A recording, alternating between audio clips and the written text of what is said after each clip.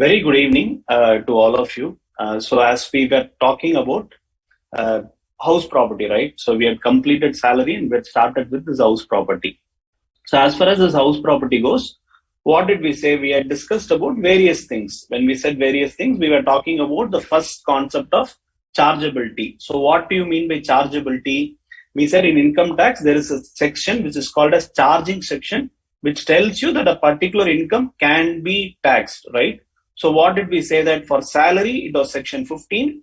For house property, it is section 22. So that's what we said. And we discussed about various scenarios. What about the gross annual value? How do you determine that? And how do you actually arrive at this? The computation of gross annual value. What did we say? There is a concept of expected rent. There is a concept of actual rent. How do you arrive at expected rent? We discussed about a kind of formula, right? So kind of a symbol, right? So it's basically, what did we say? We said municipal value. So you have something called municipal value. So when you say municipal value is the valuation for the rental. So for that municipal valuation, and then you have a standard rent, and you have something called standard rent and fair rent. So what did we say?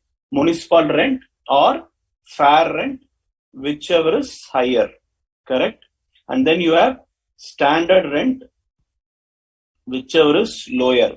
And then you have actual rent, again, whichever is higher. You see the process there. So this is how you'll have to structure the gross annual value. So this will be your gross annual value. We also spoke about how we need to adjust unrealized rent and all. So this is what we have discussed in the previous class. Typically, we started with this concept of what? Deductions. So when we said deductions, we said net annual value. After gross annual value, you need to arrive at net annual value. So what do you mean by net annual value? It is gross annual value minus 30% standard deduction minus interest, correct? So this is clause A, this is clause B of section 24. So this is what we have discussed. So 22 is chargeability, 23 is gross annual value, 24 is what? 24 is your deduction. So that is how it is structured. So this chapter is structured in this manner. Now we are going to discuss about this interest, because interest is very critical, because what will you actually be tested in your intermediate level is two things: arriving at the gross annual value and working out this interest calculation. This is the two areas that you will be tested. So now we are going to understand about this particular concept of interest on interest deductions. So we started off last class with respect to this first concept of what exactly is interest all about. What exactly is interest all about? Interest is nothing but what you pay on the borrowed money, right? So you have a loan for which you have borrowed money, you have purchased house out of that. In that, what you do? You pay principal and interest. So this interest component is eligible as deductions in the chapter house property, in the module house property. Now, this interest has some specific purposes for what all you can borrow loan. What did we say? We said it can be for acquisition, it can be for construction, repairs, renewal, reconstruction, repay original loan. So we discussed this in a scenario. I buy a house, correct? I buy a house, okay? I get a loan. So this is called what? Acquisition. So this is called acquisition. Then after that, I construct. Let's say I construct a second floor. Okay, there is already one floor. Now I'm constructing the second floor. I get a loan for this. Let's say this was in 2015. This is in 2020. This is called construction. So this is called construction, correct? Now there is some repair work. There is some major repair work happening in 21. So you can call repair, correct? Repair. So for this, I take a loan. So this purpose is what? This purpose is repair work, correct? So this is what we are calling here as acquisition, construction, repair, and renewal. So these are the things basically. Sometimes you also reconstruct, something like repair only. You also reconstruct. Then you also end up what? Repaying the original loan. So you also end up repaying the original loan as far as this loan goes, you may also end up repaying the thing. Just a second.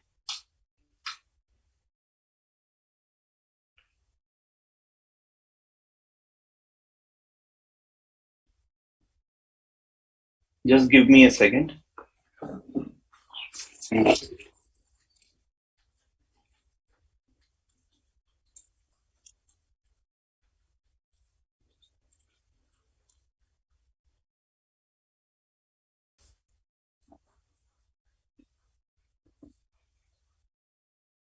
Sorry, very sorry. So we were talking about this reconstruction. So you may also end up repaying the original loan. You may also end up repaying the original loan. When does that happen?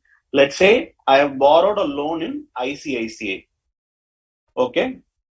Let's say at 8.5% interest.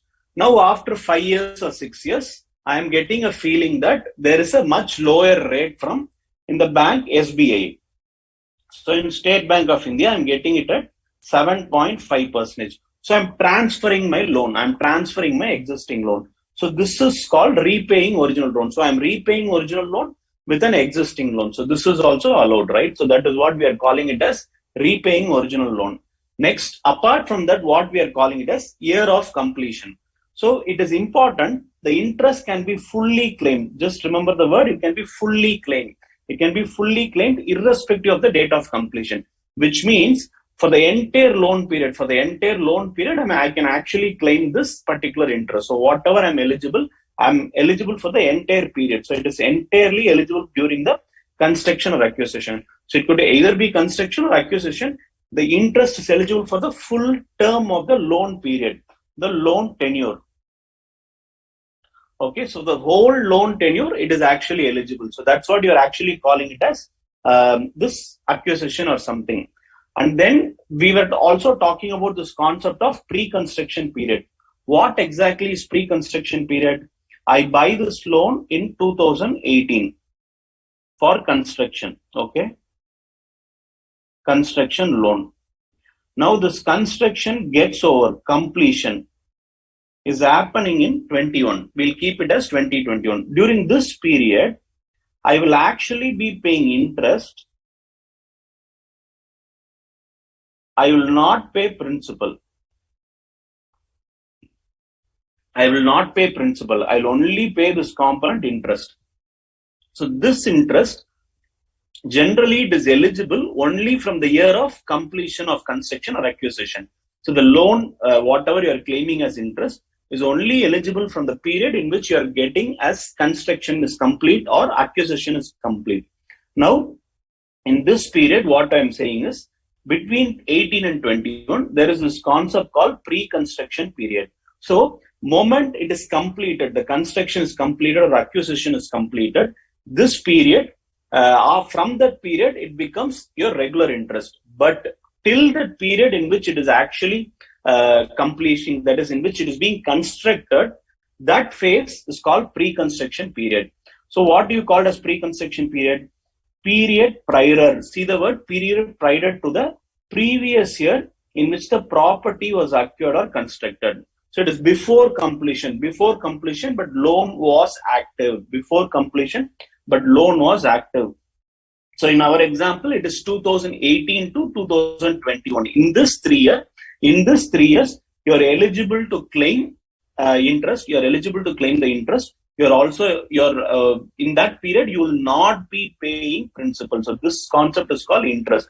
Now this interest, whatever you have paid during that period, can be claimed as a deduction for a period of 5 years from the year of completion. So what does the law says? From 21, from 2021-22, you can claim for 5 years. When you say 5 years, what will be the percentage? When you say 5 years, what will be the percentage of the loan? It will be 20%. Okay, so it will be 20% per year. 20% per year. So over a period of 5 years, you claim that entire interest. So whatever interest you have actually paid during this period of pre-construction period, that is till the time the construction is complete or acquisition is complete, that interest can be claimed over a period of 5 years. This is called pre-construction period. Correct? So any doubts in this pre-construction period so far, whatever we have discussed?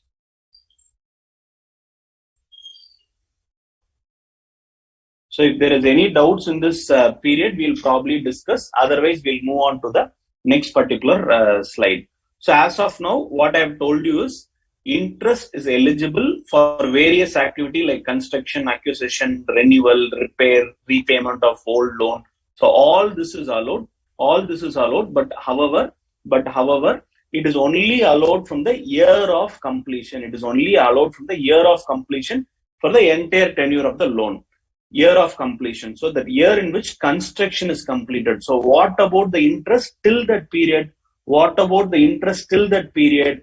Till that period, whatever it is, what happens is you start till that period, it is called as pre-construction period. So this pre-construction period can be claimed as deduction for a period of 5 years. Okay, for a period of 5 years. That is nothing but 20% per year. So in the year in which it is actually completed. So if it is actually completed, let's take another example. If it is actually completed in March 21, it is completed in March 21, the first year will be what? Financial year 2020-21, because it says previous year in which the property was acquired or constructed. So the first year will be financial year 2021. That is the year in which this gets completed. So that's what it is about. So this prior period, let's say it was around 80,000. Okay, 80,000. This will be claimed as deduction for 5 years. When I say 5 years, you don't claim 80,000 in each of the 5 years. I'm saying 80,000 is split over the 5 years. 80,000 is split over the 5 years. So what do? You do 80,000 divided by 5. How much it will be? I guess 16,000, right? 80 divided by 5 is 16. So 16,000 per year. So from 2021, 22, 23,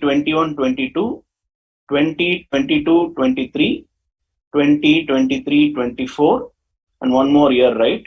24, 25. So 1, 2, 3, 4, 5. In each of this year, you claim 16,000. Clear? So how much is total? You claim 80,000 over a period of 5 years. So this is what is 5-year period. So Nega, as you have incurred, the 5-year period is the 5-year period for which you will claim the deduction from the year of completion. With that example, what I have put what I have written here, I think it will be very clear for all of you. So this is how you do pre-construction period. So now we have done with pre-construction period. So what do you do with the regular interest? That is after completion. What do you do? So that's what we are going to discuss in this particular slide. What are we actually discussing? We are going to discuss it. Initially, we are going to talk about what do you do when the property is self-occupied. Please remember, we are only going to talk about what do you do in case of self-occupied. And of course, in the self-occupied, there are 2 classifications, right? 1, 2. Okay, 1 and 2. So what does it say? It says loan before 1st April 1999. Loan before 1st April 1999. How much does it say? It says only 30,000. It could have been bought for any purchase. When you say any purpose, what do you mean? It could be for renewal. It could be for repair. It could be for reconstruction. It could be for acquisition. It could be for construction. Any of these purpose, whatever the purpose may be, if you have bought a loan before 1st April 1999, then it is 30,000.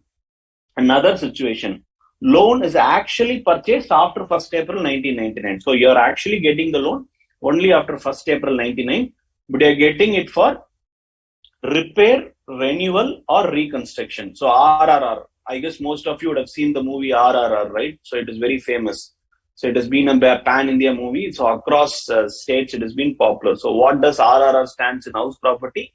It stands for repair, renewal, and reconstruction. So if you have got a loan after 1st April 1999 for repair, for renewal, or reconstruction, the maximum interest that you are eligible in a self-occupied property is 30,000. Please understand, it is only in case of self-occupied property. So in two situations, your interest in self-occupied property is restricted to 30,000. Please see the word maximum. Okay, maximum.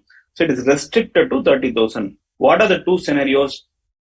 Before 1st April 1999, that is still 31st March 1999. If you have got loan for any purpose, it could be construction, it could be acquisition, it is still your maximum eligibility is 30,000. In the other case, RRR. Okay, remember the movie. So what is the purpose after 1st April 1999? You have got it for RRR. What is RRR? Repair, reconstruction, and renewal. Repair, reconstruction, and renewal for these purpose, for these two purpose. If you have got it is 30,000. Maximum is 30,000. In other cases, what do you mean by other cases? You have actually purchased a loan after 1st April 1999, on or after 1st April 1999, for acquisition or construction. Only two things. AC.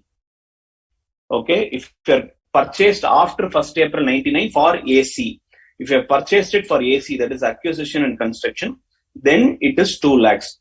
But there is a small twist to it. It says, I am okay you getting the loan after 1st April 1999, but make sure that the construction is completed within 5 years. Okay, so to claim this entire 2 lakhs benefit, you must get that loan on or after 1st April 1999 for AC, that is acquisition and construction.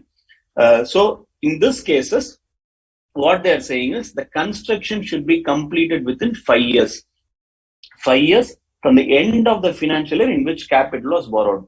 So how do you do? So it is basically, let's say you actually got the loan on 10th May, let's say 2000, what period can we have? We'll have it as 2016. Okay. What does the provision says? It says 5 years from the end of the financial year in which capital was borrowed. So what is the end of the financial year? 31/3/2017. 5 years from this. So it is what? 18, 19, 20, 21, 22. So 31st March 22. So within this 31st March 2022, the assessee, that is the person who has borrowed the loan, must complete the construction, And to prove that, he must have a certificate. From the financial institution saying that the construction is already completed. So that's the rule here. So what is the rule? I'm going to just shortly repeat both the rules. The first rule that we are talking about is maximum 30,000. In what cases? Loan is borrowed before 1st April 1999. That is still 31st March 1999 for any purpose. When you say any purpose, what do you mean? Acquisition, construction, repair, renewal, reconstruction. All these 5 cases. If it is borrowed on or after 1st April 1999 and the purpose is RRR. Remember the movie RRR. What is RRR? Repair, renewal, reconstruction. So if it is for these 3 reasons, then also it is maximum 30,000. Now coming to the second rule, where you are saying that maximum 2 lakh is allowed when loan is borrowed on or after 1st April 1999 for acquisition or construction. The only condition is construction should be completed within 5 years from the end of the financial year in which capital was borrowed. So that's the rule. For this, you must furnish certificate from the financial institution. So that is very important that you make sure that you furnish actually a certificate. So these are the basic rules in which you actually have to follow as far as the self-occupied properties. Whatever we are discussing is what? Self-occupied. It's only for self-occupied property. We are not talking about let out. Why are we not talking about the let out? Because as far as let out is concerned, be it let out or deemed to be let out, there are no limits. So there are no limits to the loan that you are actually borrowing. So that's what it is all about. And whenever the limit that we are talking here in 1 or 2, that is 30,000 or 2 lakhs, it includes pre-construction period interest. So it not only includes your regular interest, it also includes your pre-construction period interest. And then interest is allowable on accrual basis. You all would have heard the word accrual, right? From 11th, 12th accounts, from intermediate accounts, everywhere you would have heard the term accrual. What do you mean? We also spoke about due or receipt basis in salary also. So similarly here it is accrual basis. So which means moment it is payable, moment it is due, interest is allowed as a deduction. There is no requirement that it should actually be paid by you, paid by the person who has got this loan. So there is no requirement. As long as the loan is actually loan is accrued, the interest is accrued, it is eligible for deduction. So whatever this interest on unpaid interest is not deductible. So this basically we are trying to say interest is allowable on accrual basis, whatever it is, but the provision says that interest on unpaid interest is not deductible. So which they are actually trying to say that whatever interest that you are not being paid is actually not deductible. And then unpaid purchase price, whatever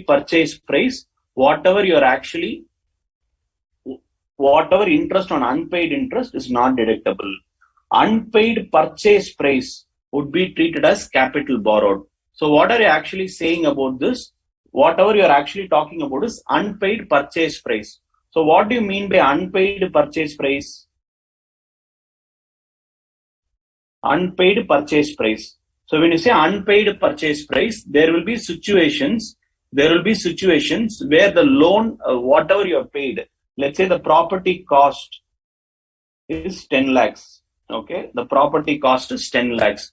Now what happens is actually, as far as this cost is concerned, the cost is actually 10 lakhs, but the paid amount, whatever is what you call market guideline value, that is stamp duty value of that area, is only 6 lakhs. Okay, for this 6 lakhs, so 16 lakhs. Now it's actually 16 lakhs, but you have only paid it 10 lakhs. It is actually 16 lakhs, but you have only paid 10 lakhs. Please understand, the actual property value in that area is 16 lakhs, but you are only ended up paying 10 lakhs. Now there is a unpaid purchase price. How much? 6 lakhs, correct? So this will also be considered borrowed. This will also be considered as about. Then what are we saying? We are saying aggregate interest cannot exceed 2 lakhs. When you say aggregate interest, so typically, let's say there are two things that I wanted to tell you on this. First thing, we'll talk about the concept of co-owner. So when you say co-owner, there will be, let's say, two owners. Okay, a couple. So there is an husband and wife. Okay, so there are two owners. It's the joint property between husband and owner. Here, husband is eligible for 2 lakhs, wife is independently eligible for 2 lakhs. So the 2 lakhs limit that we are talking about is actually eligible for individually for both persons. So the 2 lakhs, or it could be also 30,000. Even 30,000, it is for each owner, each co-owner. So it is not one particular person. It is for two persons. That is, if there are multiple owners, for each of the co-owner, they are eligible for that limit. They are eligible for 30,000 or the 2 lakh, whatever we are talking about. So that's what we are actually calling it as aggregate interest. So this aggregate interest cannot exceed 2 lakhs. So it is for each co-owner. For that each co-owner, the maximum eligible is 2 lakhs. The aggregate, how much ever loans that they have. If they have 4 loans put together, it is 2 lakhs. So it cannot go beyond that. So when you say aggregate, it is per person in total. 2 lakhs per owner. So I'll just write it here. Per owner, maximum is, depending upon the situation, it will be 30K or 2 lakhs. So that's what the provision is all about. Okay. So that's about your this general interest allowance. So we'll understand this with the problem. And then we will move on. So what is the problem here? The problem is Mr. Manas owns two property. Mr. Manas owns two house properties, one at Bombay, where his family resides. Now just recollect, what did we say? How many self-occupied one person can take? How many self-occupied one person can take? So please answer this. In the meantime, I'll just keep reading the question. And the other is at Delhi. So he has two houses, which is unoccupied, which means unoccupied is basically vacant throughout the year. It is something like self-occupied. Unoccupied is kept it for own use, so it is unoccupied. But this person, that is Manas, lives actually in Chandigarh. Where is Manas living? Manas is living in Chandigarh. Why is he living in Chandigarh? Because he is employed there in a rented house. There he is not having own house, he is only having rented house. I don't see the answers still now. So my simple question was, yeah, I'm starting to get answer. Very good, Nega, Poonam, Memam, Rabik Pai, Raghavan, and Mansha. So all of you are perfectly correct. So two houses can be treated as self-occupied. Brilliant. So now, these two houses, as we have seen here, one is in Bombay, another is in Delhi. He is kept it as unoccupied. Unoccupied is actually self-occupied. So because he has not taken any effort to let out, that only is called as unoccupied. Now, he is actually living in Chandigarh for rented house. For acquisition of house property at Bombay, he has taken a loan of 30 lakhs at 10% per annum on 1/4/2020. So this is the period in which he has taken loan. He has not repaid any amount so far. So the question says he has not repaid any amount so far. And then it says, in respect of house property at Delhi, so he has taken a loan on that house property at Delhi also. He has taken a loan of 5 lakh at 11% per annum on 1/10/2020. Please remember the dates. It is 1/10/2020. Towards repairs. So whenever you talk about the loan, two things are critical. What are critical? The date in which loan was issued, the purpose of the loan. These two things are very critical. So now they want us to compute the deduction under section 24, clause B. Okay. So for assessment at 2022-23. So he has taken a loan of 30 lakhs on 10. So we'll work out this. So we are talking about what? Illustration 3, right? Illustration 3 is about Manas. So now what are we going to do? We are going to discuss about how much loan amount he can actually take it in case of the self-occupied property. Now, as far as this property goes, what does it say? It says he has actually got the loan first house in Bombay. So his first house is in Bombay. How much is it?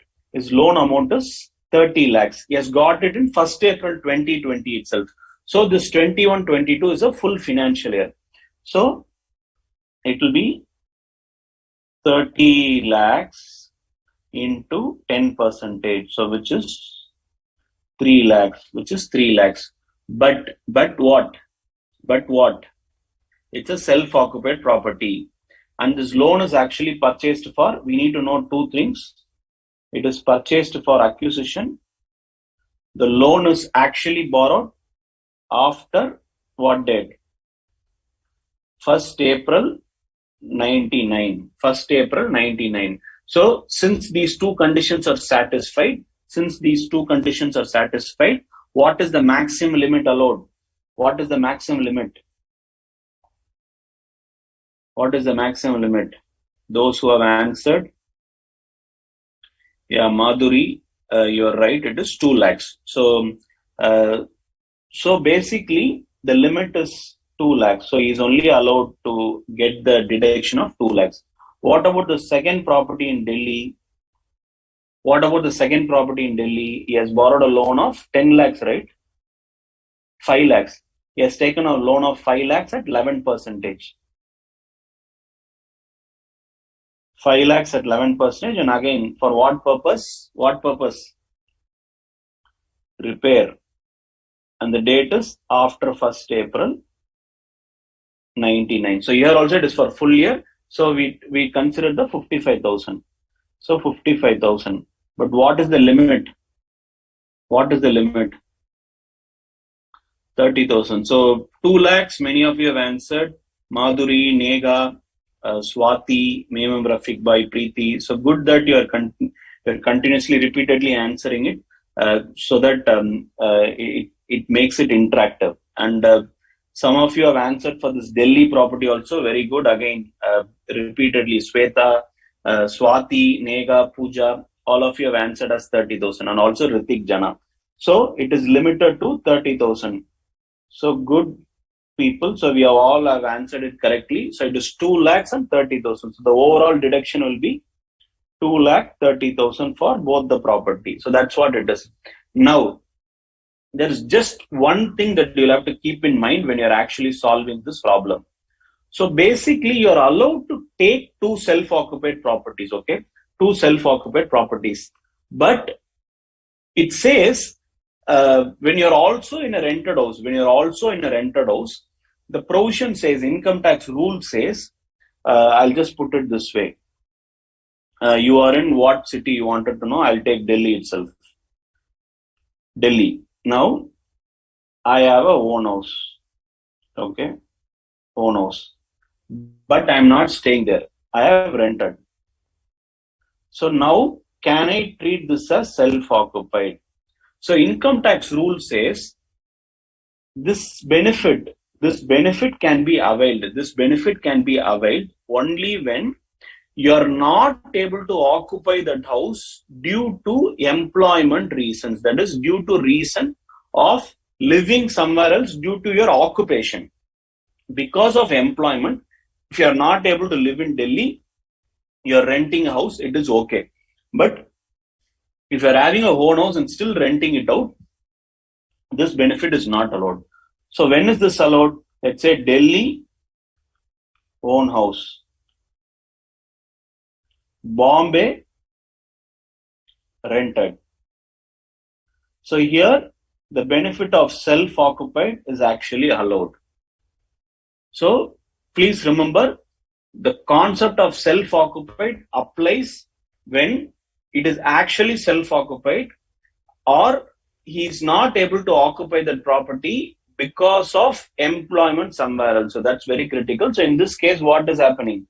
Manas is employed in Chandigarh. So that's why he's actually renting a house there. So this is okay. So that's why we are taking 2 houses. So what should happen? Whatever this interest amount for this 3 lakh, for this 3 lakh and 55,000, he must get a certificate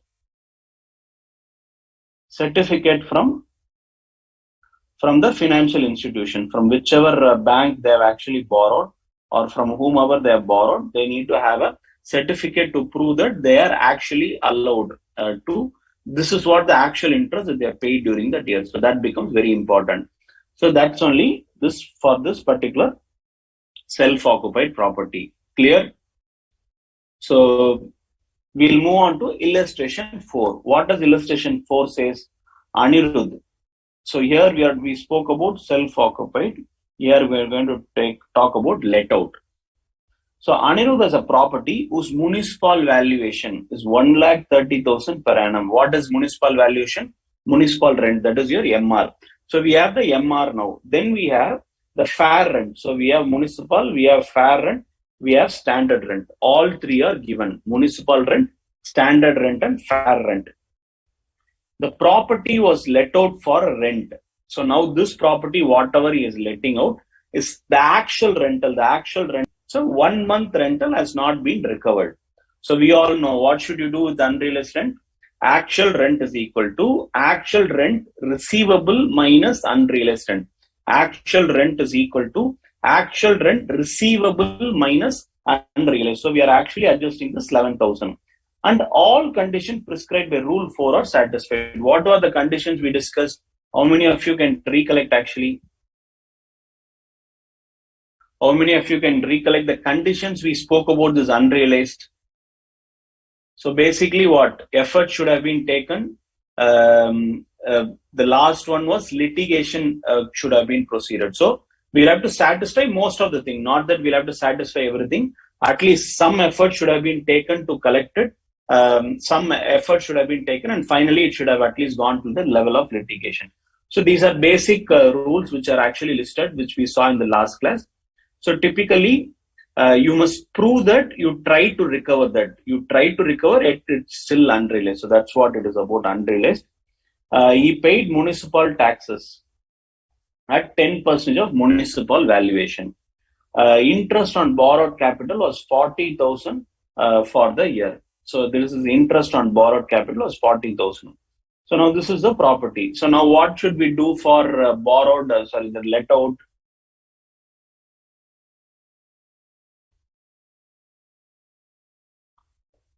So we'll start with illustration 4. Okay. Illustration 4. It was about Anirudh, right? Anirudh. So what does this say? Anirudh says the first thing that we need to do is we need to calculate the gross annual value.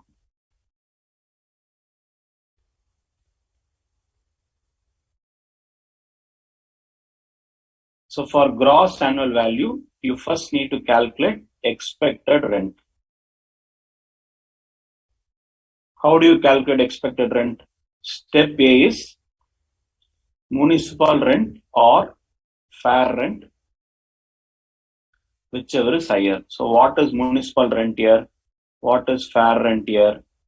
Municipal rent is 130, fair rent is 110. 130, 110. So whichever is higher, correct? So the result will be 1,30,000. Then restricted to standard rent. That's nothing but lesser, lower of these. So what is your standard rent? Standard rent is 1,20,000.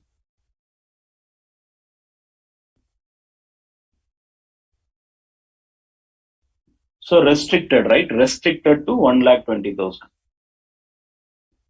Correct? Restricted to 1,20,000. So as we said, the formula is how? MR, FR, whichever is higher, then standard rent, whichever is lower. So this is how you calculate expected rent. See, if there is any shortcuts that you're remembering for this, please remember some of them. I've listened to some of the faculties who said MR, FR, standard rent. Out of these, whichever is lower. Some of them say that you can do this. Please don't do this. There might be situations where it might not work. So please remember this as a step. The first step is MR, FR, whichever is higher. Then with that, standard rent, whichever is lower. Please remember this diagram that I'm drawing. MR, FR, whichever is higher. Standard rent, whichever is lower. Please do this. Don't follow if someone says you can straight away take whichever is lower. It doesn't work out. So please remember that. So you'll only have to do this. You should not follow this. Okay. So now we have calculated what? Expected rent. So the expected rent is 1,20,000. Now we need to go to step 2. Okay. Step 2. So this is A. This is B. So MR or FR, whichever is higher. B is restricted to standard rent. What is thing AR? That is actual rent. I'll write it as actual rent itself. Actual rent. So what is the formula for actual rent? Actual rent receivable minus unrealized. Okay. So what was actual rent? Actual rent was 11,000 per month, right? So 11,000 into 12. That is 1,10,000 plus 22. That will be 1,32,000 minus 11,000. So you get how much? 1,21,000. 1,21,000. So now expected rent or actual rent? Expected rent or actual rent. So what did we say? I'll again draw the diagram again. Please remember the importance of this diagram. MR, FR, whichever is higher. This is step A. That is 1A. So this is what? 1A. Now, standard rent, whichever is lower. So this is what? 1B. Now you take actual rent. Actual rent, whichever is higher. So this is what? Step 2. So 1A, 1B, 2. Please do one step at a time and only then get the gross annual value. So here what will be the gross annual value? It will be 1,21,000. It will be 1,21,000 because it is higher than your standard rent of 1,20,000. So your actual value is 1,21,000.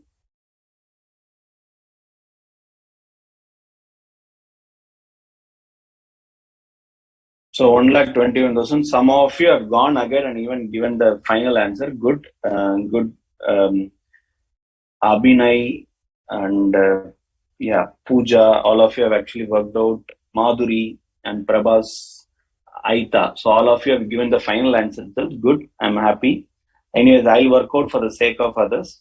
So it's typically what? Now you have your GAV. How much is GAV? 1,21,000 less what? 30% is standard deduction. So in 1,20,000, you straight away take 30%. Correct?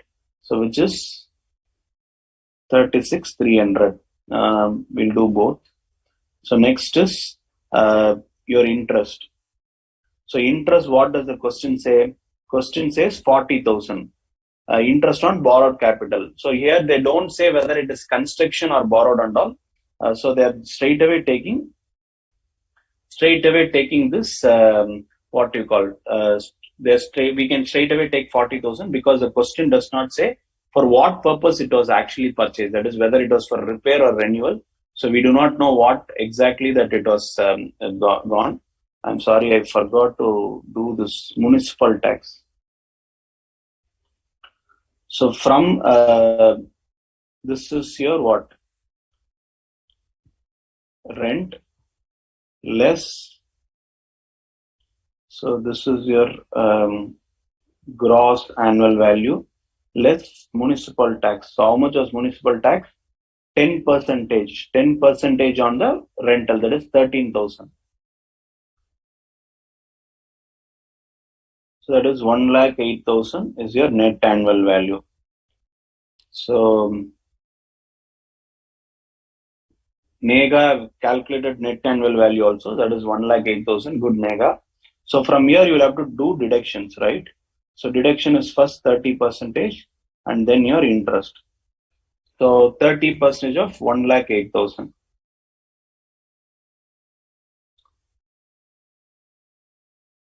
32,400. And then your interest. Interest is what? Interest is 40,000 is eligible because the question does not say how much is towards, whether it was towards construction or acquisition. So we'll take 40,000 as it is. Correct? So 1,08,000 minus 32,400 minus 40,000. So it is 35,600. Correct? So this is what you do. So of course, please go through the question in specific. See if out of sometimes what happens is out of curiosity, you might think it's a very simple problem and you might leave out something out of carelessness also. See, there was a line called municipal tax, but since I was just sliding between pages, I tend to forget that there was a line about municipal tax. This tend to happen for whoever it is. It's not about whether you know the provision or not, whether you don't know the provision. What is important is about the focus that you provide in the examination hall. You must have a complete focus so that see the question. Of course, you'll have your question paper and answer sheet side by side. So make sure that you are not leaving out any of that. It is very important that you notice each of the word and important. Sometimes your questions will be reverse also. For example, here, municipal valuation was straightforward. It just said 10% of your rental. It could also be, they will give you the municipal tax and say that this is 10% of the total valuation. Now let's assume the question says municipal tax is 13,000. It is 10% of municipal valuation. Now what you do to identify municipal valuation or MR we will call it as MR itself, let's not confuse. To identify this municipal rent, you need to do 13,000 divided by 10%. Only then you get the municipal valuation. You might have to find out the municipal valuation by doing this also. So please remember, each line, each word in the question is very critical. So that's what it is about. Clear? Yeah, so many of you have worked out now. Preeti, Matanjali, Hitesh, Ritik, Ankit, Vaishali. Very good, all of you. Yeah, Madhuri has said that she marks relevant information while reading the question. Very, very good habit. So what you can do is whatever adjustments you need to make, whatever adjustment made, generally, please remember this, when you say marking in the question paper, you are actually not supposed to mark in the question paper.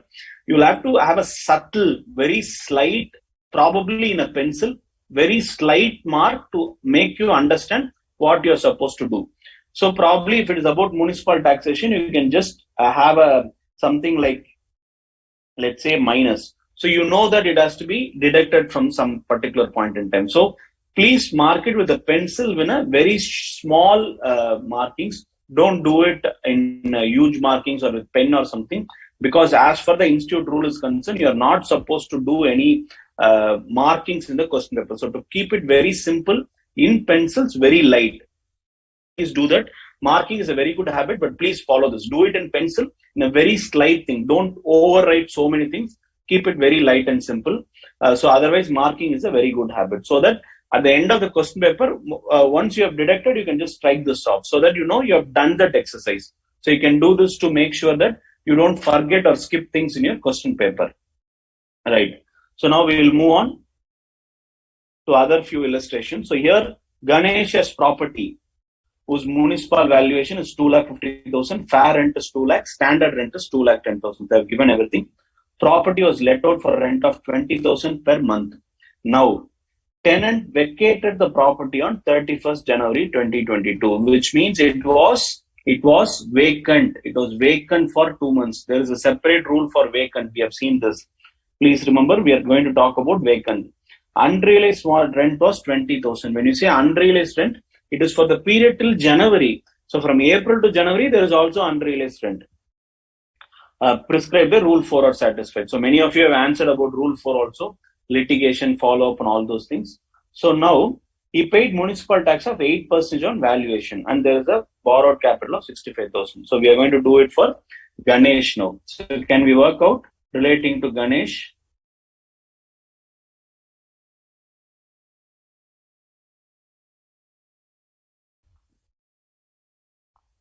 So it is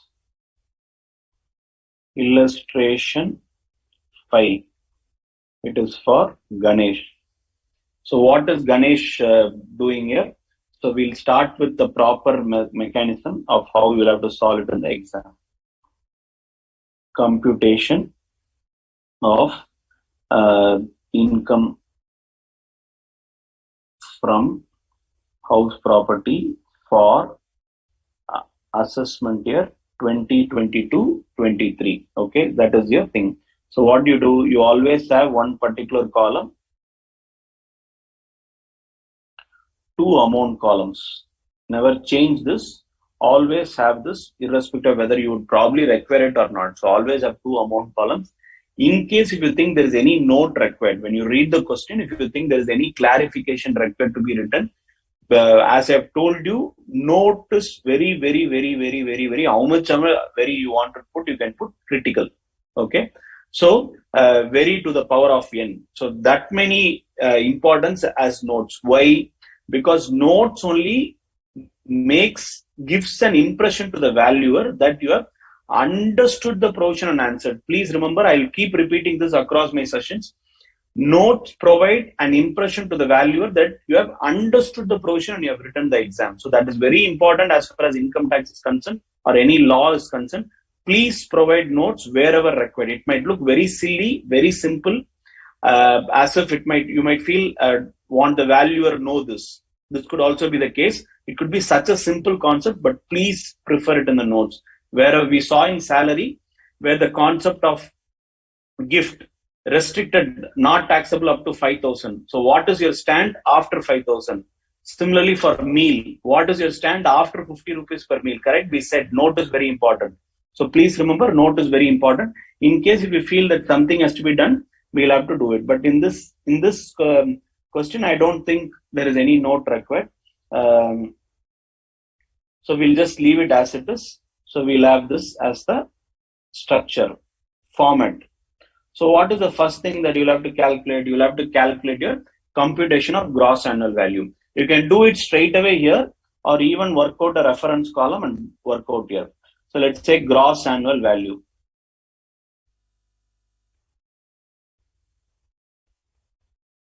This is the format, right? Less municipal tax. So you get what? Net annual value. This will also help you not miss things because you are already writing the structure. So there is no way that you will miss out something. Now in this less 24A, that is 30% of NAV. Next 24B, that is interest. With this you get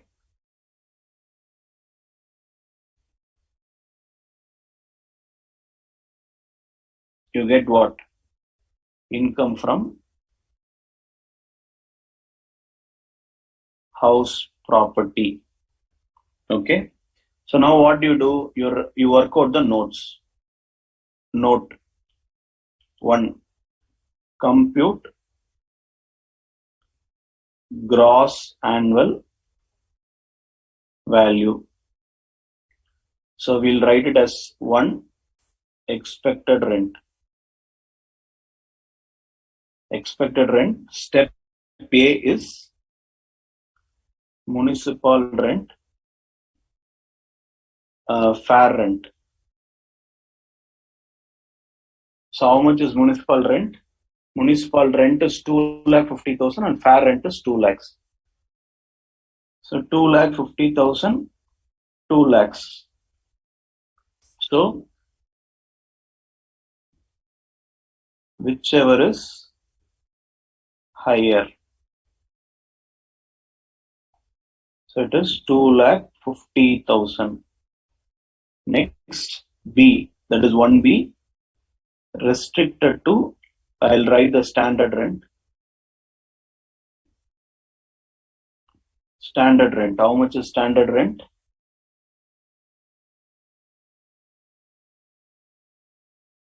Municipal valuation, sorry, I have 2,10,000. Suddenly I went to question 6. I forgot that we are in 5. So it is 2,10,000. Correct? Standard rent is 2,10,000. Now restricted to standard rent. So it will remain as 2,10,000. So expected rent is 2,10,000. Correct? So expected rent is 2,10,000. Now come to step 2. Compute actual rent.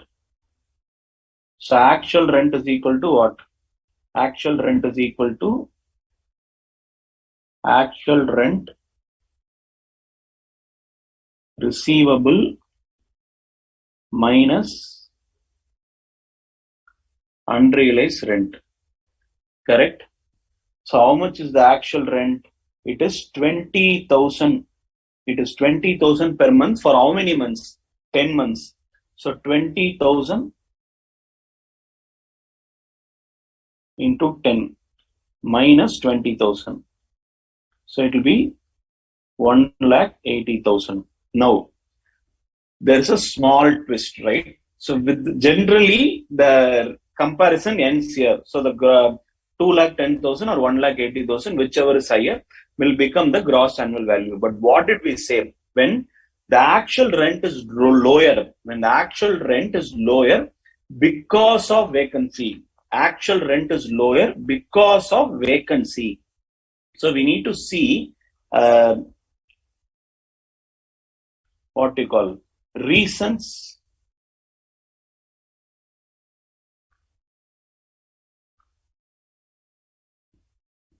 vacancy is the reason for what? For AR being lesser than expected rent. Please remember this. Your actual rent is lesser than the expected rent because of vacancy. So we need to see whether this is there. So we need to identify how much it would have been without vacancy.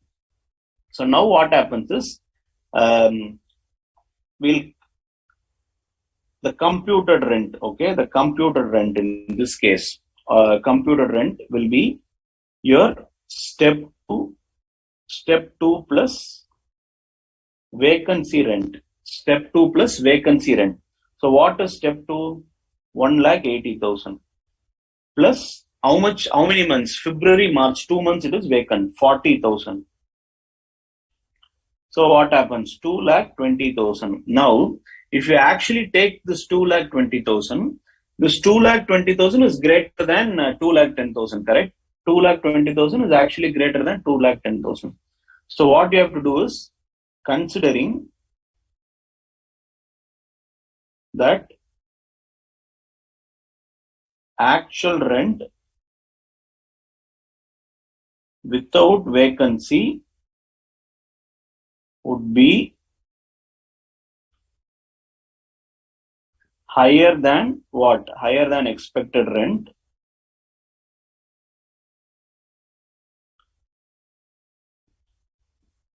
Higher than expected rent.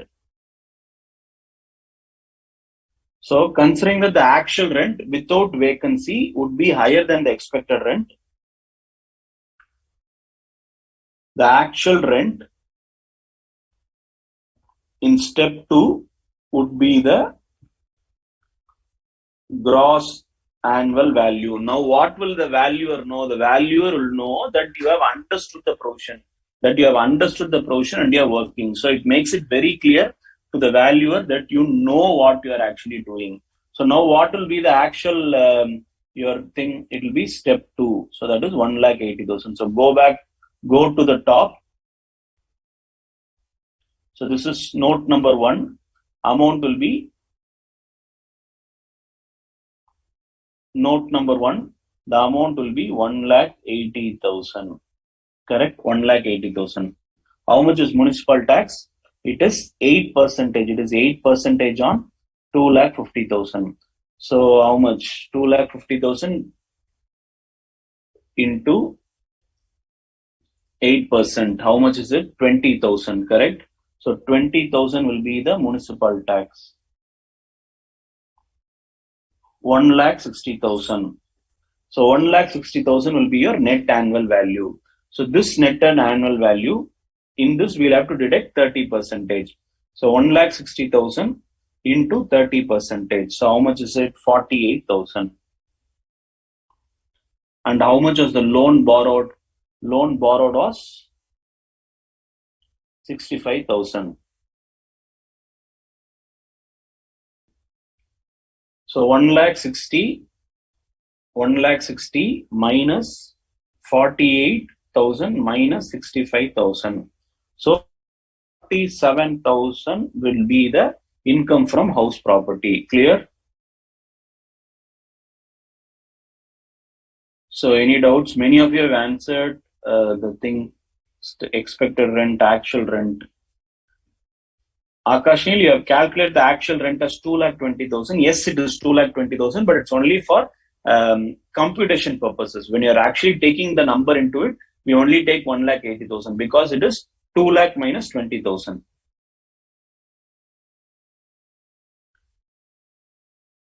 So clear in this, all of you have understood this problem. So many of you have worked out. Yes. So ER becomes gross annual value only when it is not because of vacancy. So here we have proved that it is only because of vacancy.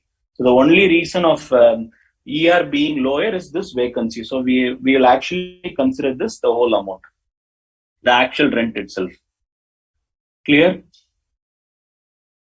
Rekha, if actual rent is lower than ER, even if you added the vacant period rent, then what? See, now let's say even after adjusting this step three, still actual rent is lower. Then you leave it. You consider only the expected rent. This applies only when the step 2 should be taken, even if it is lower, only when the only reason for lower actual rent is vacancy. If it is that only reason, then you take it. Clear? So, if vacancy is not the reason, if vacancy is not the reason for lower actual rent, you will have to ignore actual rent. Take the expected rent only. Okay. So I guess I have considered, okay, I'll answer. If actual rent is less than year due to unrealized rent. Okay, Imanshu, we are not talking about unrealized rent. See here, we have already adjusted unrealized rent. So this is unrealized rent. Unrealized rent must be adjusted.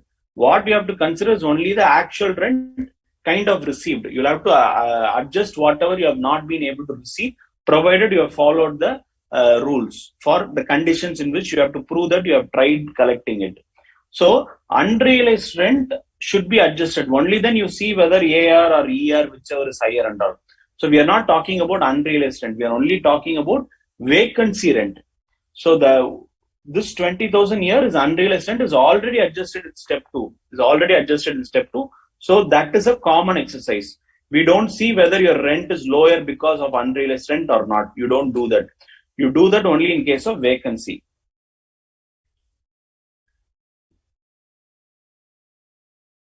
Pooja, yes. See, we are actually considering the rule is, I'll again draw this. I told you I'll draw this several times, right? I'll again draw you. What would you say? Municipal rent, fair rent, whichever is higher. Standard rent, whichever is lower. Actual rent, whichever is higher. Correct? Correct? This is what I said. Remember, like a V. So this is higher, this is higher, this is lower. This is higher of what? MR, FR. This is higher of what? This and standard rent. And this is what? ER and AR, correct? ER and AR. So this is what? Remember the V, right? So these two are higher points, these two are lower points. So this one is lower point. So remember the letter V. So this is higher, this is higher. This only is lower. So this only is lower. Rest are all are higher and higher. So correct. So in this table, what the provision says is, if AR is lesser than ER due to vacancy, then how many of you know if formula in this Excel or something? So it's something like a if formula. Just remember an Excel if formula. If AR is less than ER due to vacancy, okay, then if it is true, the result is AR. Then GAV, gross annual value, is AR. If it is false, so this is for true. If the statement is false, if this condition is false, GAV is equal to expected rent. Clear?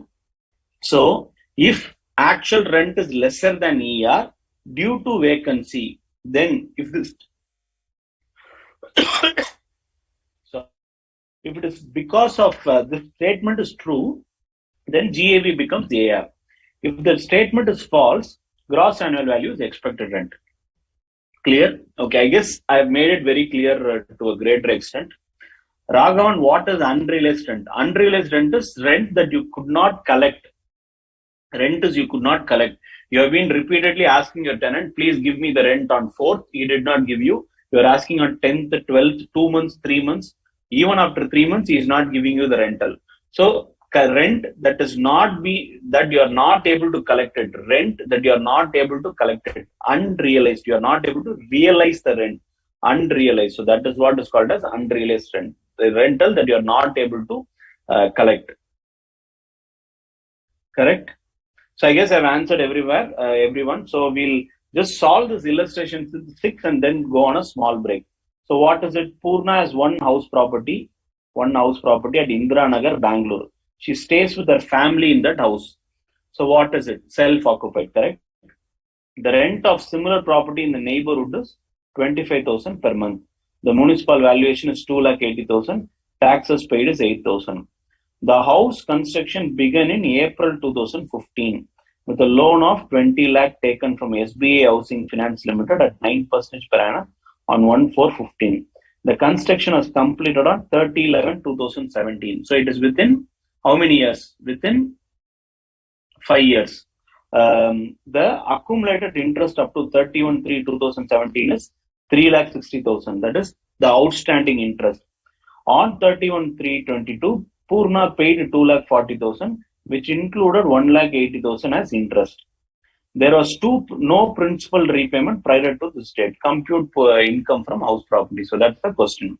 So it is only one house that we are talking about. Only one house that Purna owns, correct? Now the only thing that we need to know is whether this is let out or self-occupied. This is a very simple, right? So as far as this illustration goes,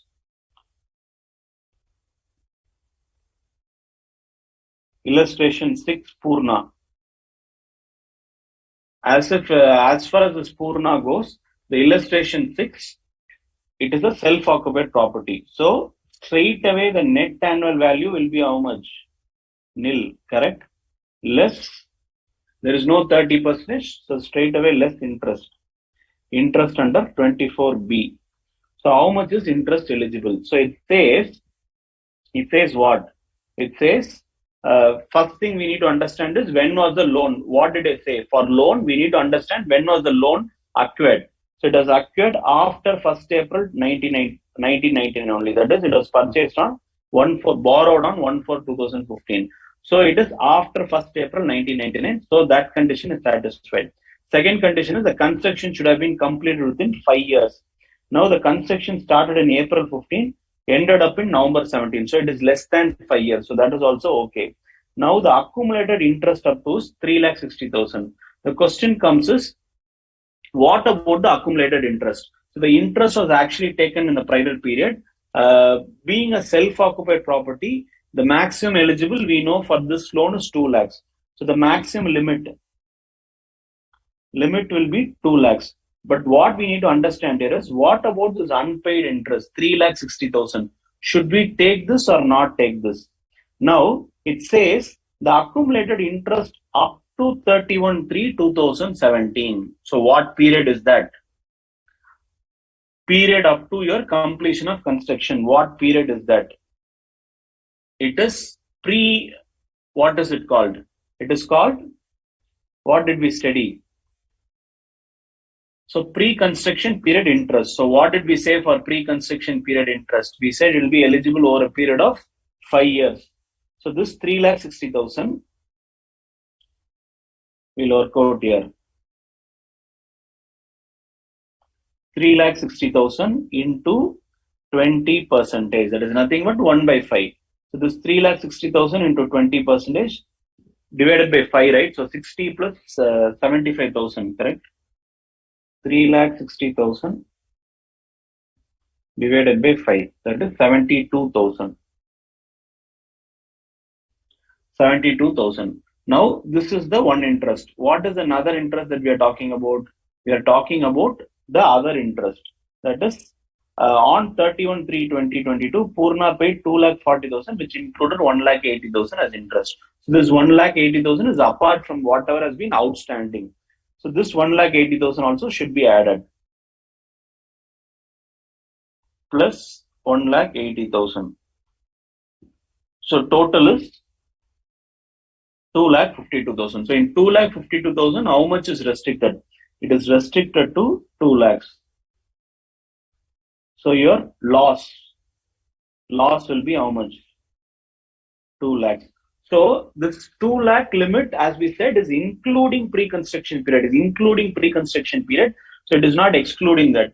So including pre-construction period is what 2 lakh is about. So that's why we have taken 72,000 plus 1,80,000. So that amounts to 2,50,000. So please remember, Pre-construction period is actually including that limit of 2 lakh or 30,000, whatever it is. So that's what it is about. Clear? So that is illustration 6. So we have one illustration, illustration 7. After that, what we have? Okay, we have couple of illustrations. So next 3 is also problem only. What I will do is I leave out this with illustration 7. Just take a small break, probably a 10-minute break. We'll come back and solve the other problems. That is illustration 7, 8, 9, and cover the rest of the topics of house property. Clear? So we'll take a short break and then come back and solve this illustration 7. I'll keep this slide open. Thank you. We'll see you after the break.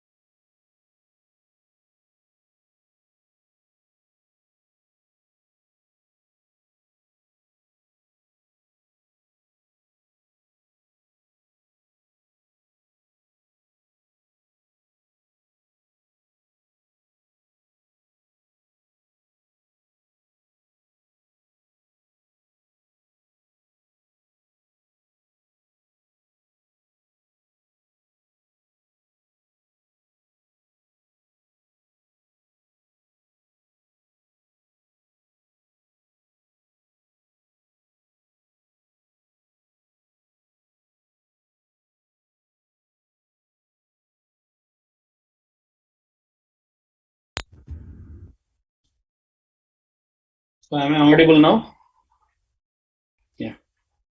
So welcome back. So we'll answer some of the questions. So basically this illustration, this 20 percentage, Puja, it's nothing but pre-construction period is allowed for 5 years.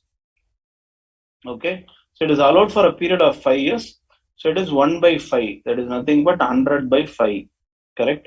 That is you deduct it over 20 percentage. So if you take it as a percentage, it becomes 20 percentage.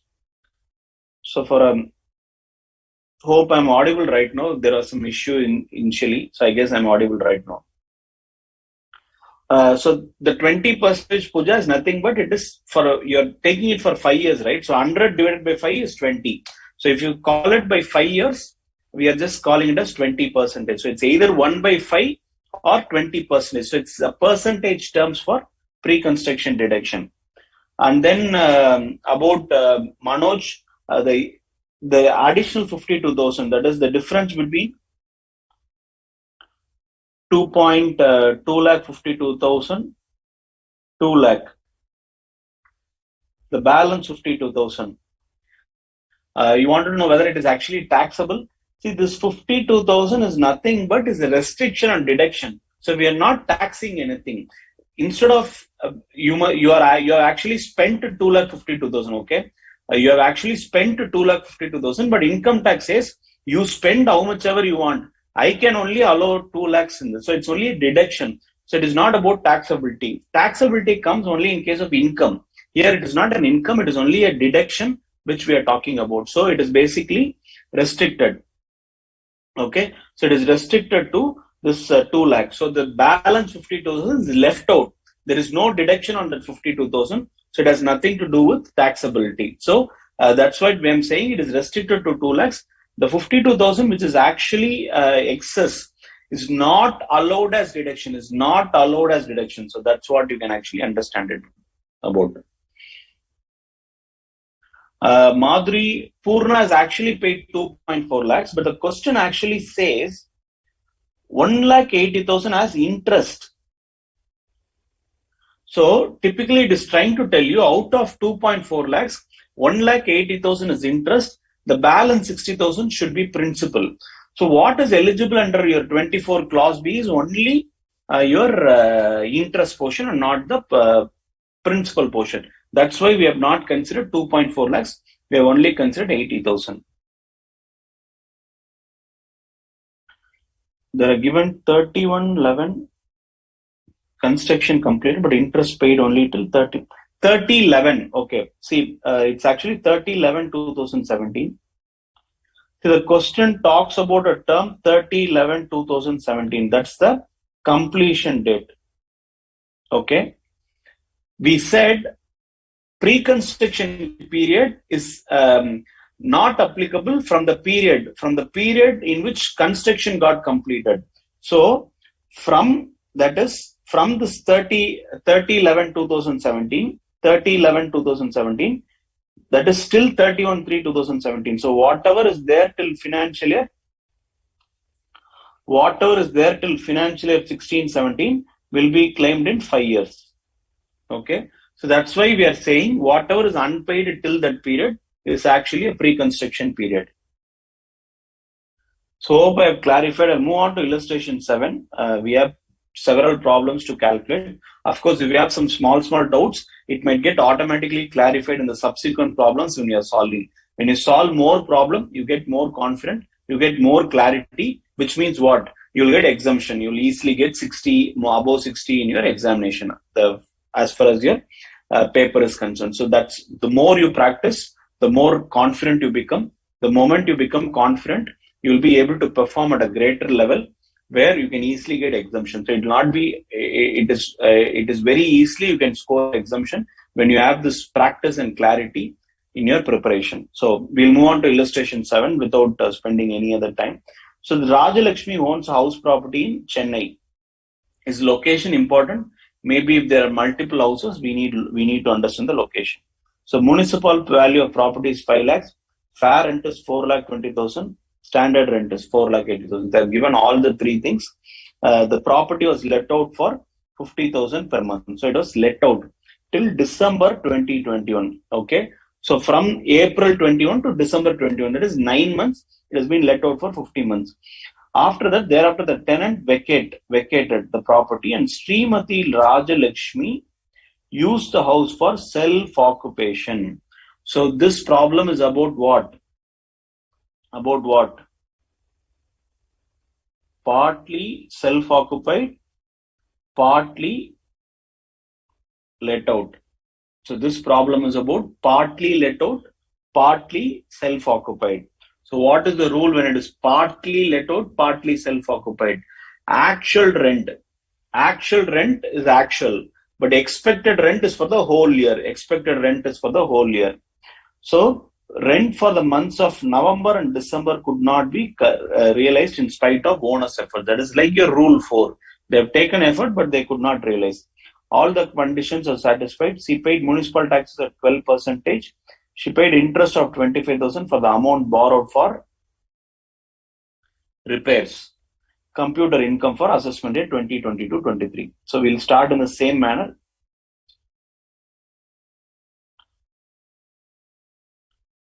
Illustration 7.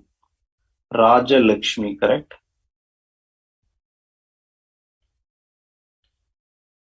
So it is partly thing. So when you talk about expected rent, it must be for whole year.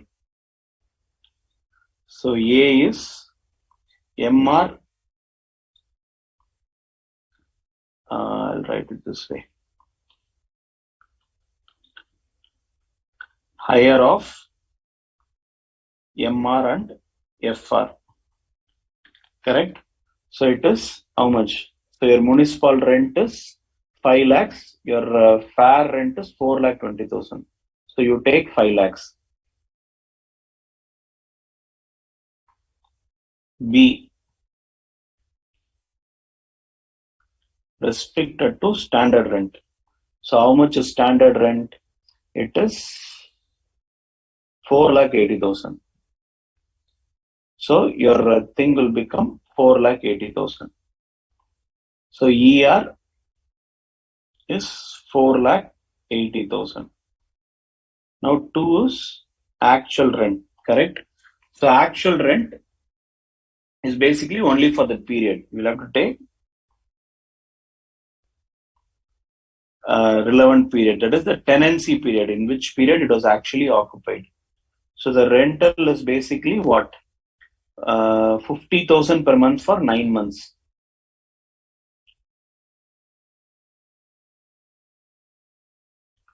50,000 into 9 minus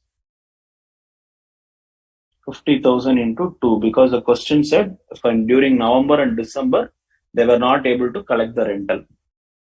So we had actually reduced 2 months rental. So what does it become? It becomes 4,50,000 minus thing. So it becomes 3,50,000. So whichever is higher, correct? So whichever is higher. So your gross annual value becomes how much? Please follow the format which I have specified in what? Illustration 6, illustration 5, correct? Yeah, please follow the format that I followed in illustration 5. It is very important. Format is very important as far as your examination is concerned. So your gross annual value is 4,80,000 less municipal tax. So municipal tax is how much? Municipal tax is 12%. So it is 12% of what? 12% of municipal valuation. That is nothing but 5 lakhs. So it is 60,000. How did you get this? 5 lakh into 12%. So you get 4,20,000. Now less 30%. That is clause A. So 30% of 4,20,000 is, so this is NAV. So 30% is 1,26,000 less interest. That is B. So how much is interest? 25,000. For repair, you can maximum claim up to 30,000. So the entire 25,000 can be claimed. So the balance, that is 4,20,000 minus 1,26,000 minus 25,000. 2,69,000 will be your income from house property. Correct? So this will be your income from house property. So with that, we complete illustration 7. So we'll move on to illustration 8.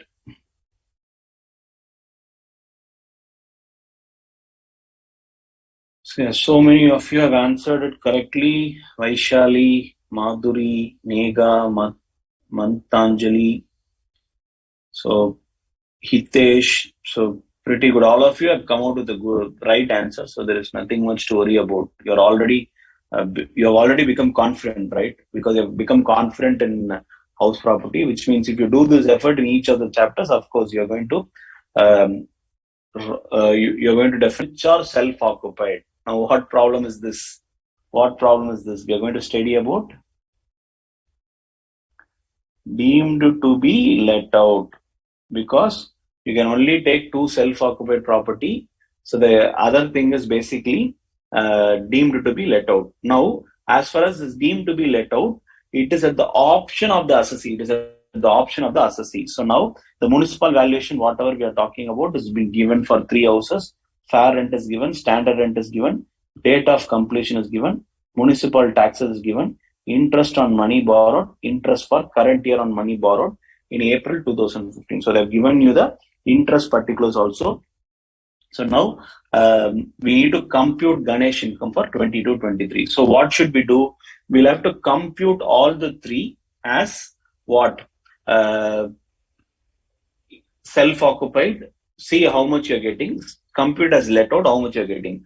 The lower the income, the property in which you have lower income, you treat that as let out.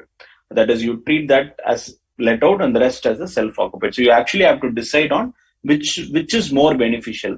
So a shortcut to this, whenever you have interest, right? Whenever you have interest from your self-occupied property, your interest is restricted to 2 lakhs. But when it comes to let out, your interest is basically unlimited. So how much ever is your interest, you can claim. So sometimes when you have this interest, the let out property with interest could be more beneficial to you because there is a restriction of 2 lakhs.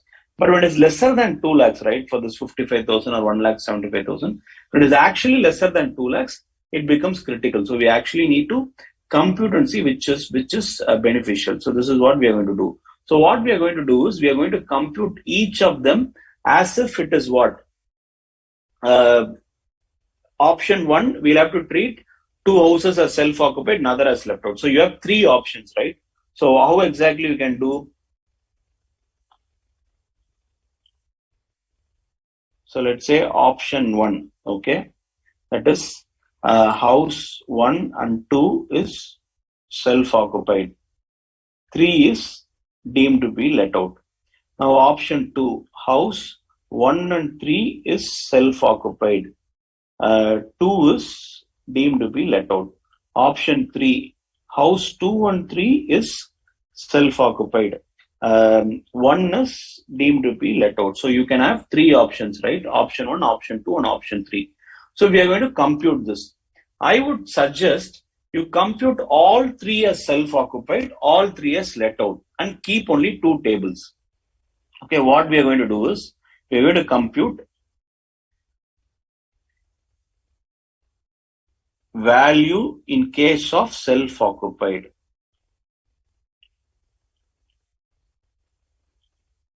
Okay, so I take particulars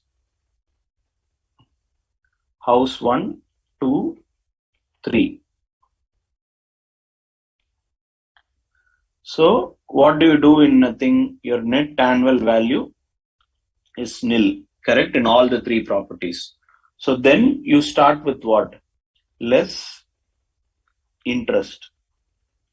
So there is no interest in 1 and 2. There is no interest in 1 and 2. So you only take this interest. What interest you take? You take the interest that is eligible for this particular whatever loan that they've got. How much they've got? They've got 55,000. being interest on money borrowed for repair of property. So how much is eligible for repair of property? For repair of property, the maximum eligible is only 30,000. So that is what you're actually going to take it as the this question, correct? So it is 30,000 is the maximum thing. There is a small difference in the question. Probably will. Okay. So only then you'll have various options. I guess that is how it was in study material. So 55,000 in house 2 is your loan interest for 1,75,000 borrowed in April 2015 for purchase of property. So when it is relating to your what do you call repair work, it is restricted to 30,000, correct? It is restricted to 30,000 if it is repair of property. What happens if it is the 1,75,000?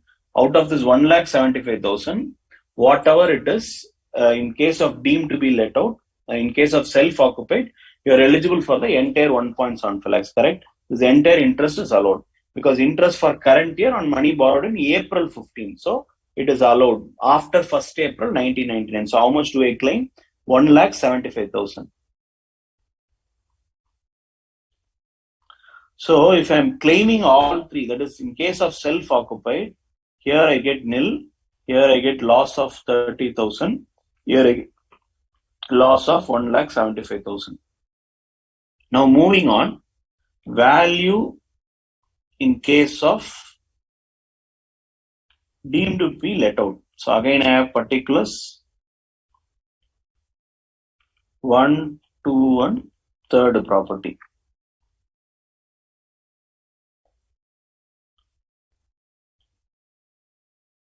Okay.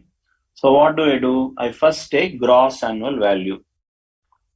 So for gross annual value, it is municipal rent, fair rent, whichever is higher, restricted to standard rent, correct? So we'll go to the question and see what is the municipal valuation. For house 1, municipal valuation is 3 lakh, fair rent is 3,75,000. So whichever is higher, so 3,75,000. Restricted to standard rent. So it is restricted to 3.5 lakhs. So that is what it is about. Date of completion is 31/3/1999. So this 3,50,000 is your what? 3,50,000 is your this rental. So I take 3,50,000. There is no actual rent, correct? So your expected rent only is your gross annual value. So if it is actually lettered out, you take 3,50,000 is your total thing. That is your gross annual value. And for the second property,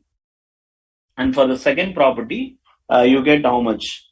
3,60,000 or 275, whichever is higher. 360 is higher, subject to maximum of 370. So it is restricted to 3,70,000. So in this case, you take 3,60,000 as your municipal valuation. So the house 2, it is 3,60,000. Why? Because that is what is. So it is 3,60,000 or 370, whichever is lower. So I take 360. And now I am coming to house 3. So this is house 3. 3,30,000 or 3,38,000, whichever is higher. So 380 is higher, restricted to 3,75,000. So 3,75,000. So that is your gross annual value. Less municipal tax if any detail is given. Municipal taxes is 12%, 8%, 6%. So 12% of what? 3 lakhs. That is 36,000.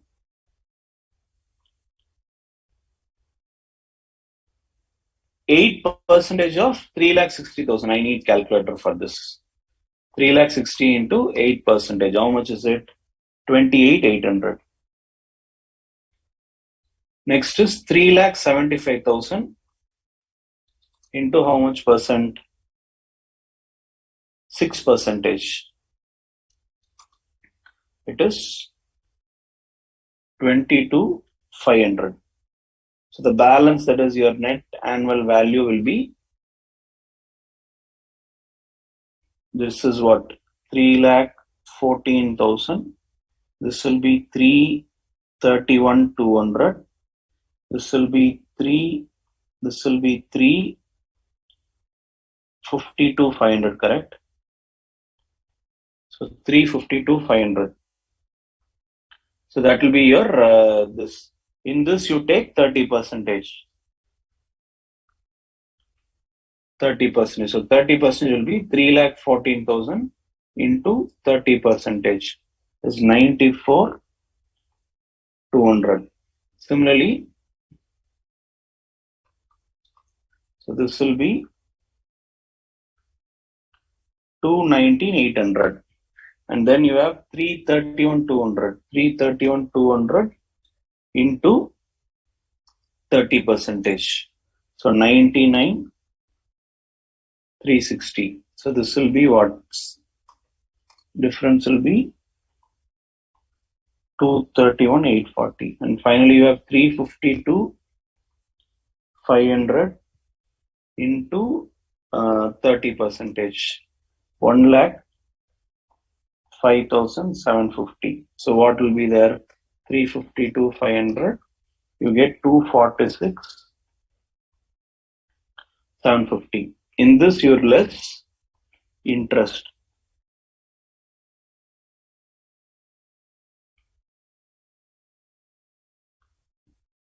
So your income. How much is interest? This is nil. So 219,800. Next is for 231,840. Since it is what? Since it is in case of deemed to be let out, you can consider the entire 55,000. There is no restriction for let out property, so you take the entire 55,000. So 231,840 minus 55,000. So you get 176,840. And here the whole interest 1,75,000. So 246,750 minus 1,75,000. So it is 71,750. Now option 1, 2, 3, correct? In option 1, we said what? First and second is self-occupied. So in this case, it is nil minus 30,000. And the last one is what? Deemed to be let out. That is the house 3 is deemed to be let out, which is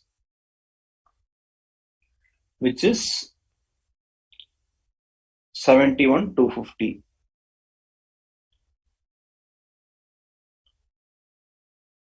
So it is 352,500 minus 105,750. 246,750 minus 1,00,000. 71,750.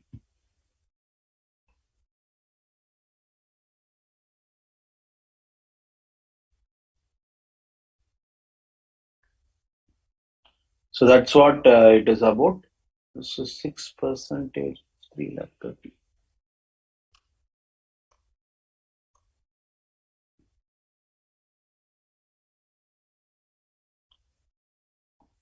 The small thing, it is 19,800.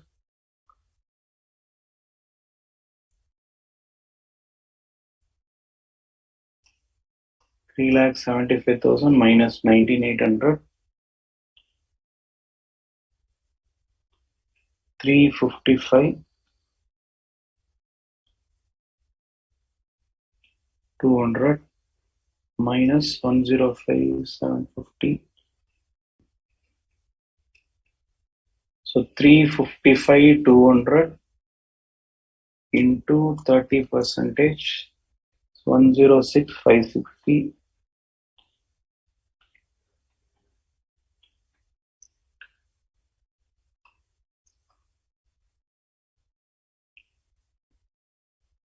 So it will be 248,640.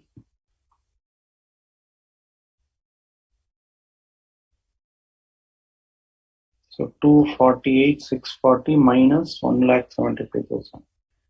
73,640.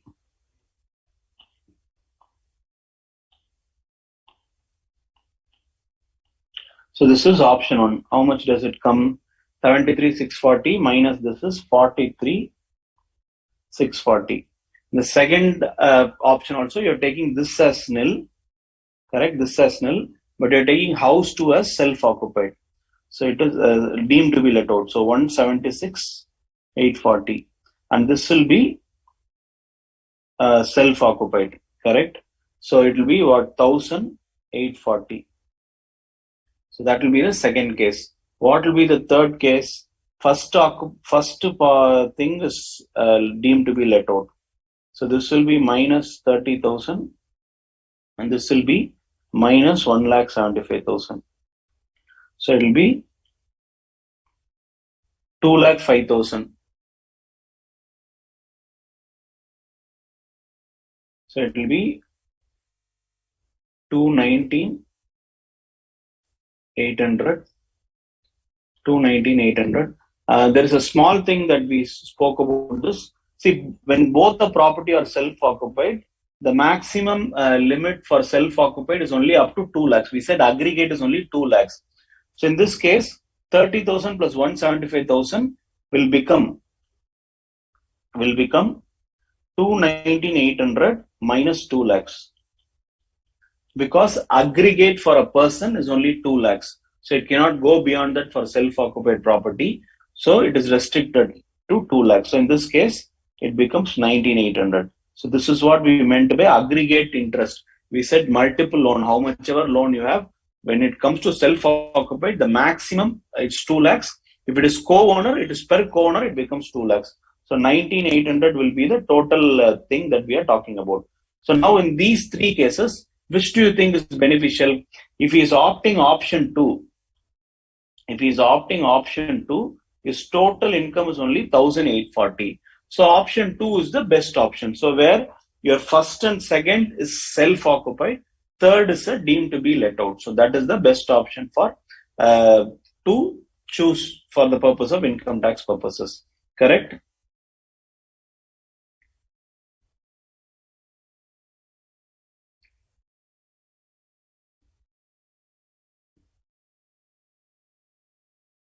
So that's what the answer is. I'm just looking at some of the questions. Most of you have answered. Yeah, I missed out this. See, this 55,000 was a mistake. Okay, so that's why I myself have changed. Because I remembered that in the study material, it was there in the house too. So that's why I've opted.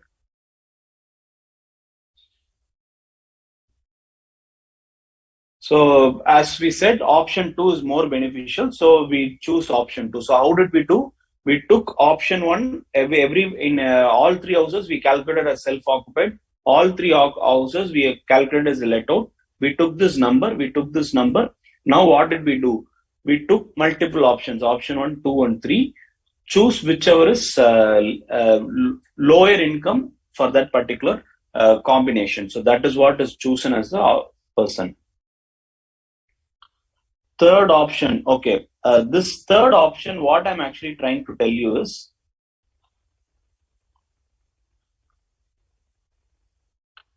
aggregate interest is restricted to 2 lakhs. So when you say aggregate interest, it says when you have multiple houses, even when you have multiple houses,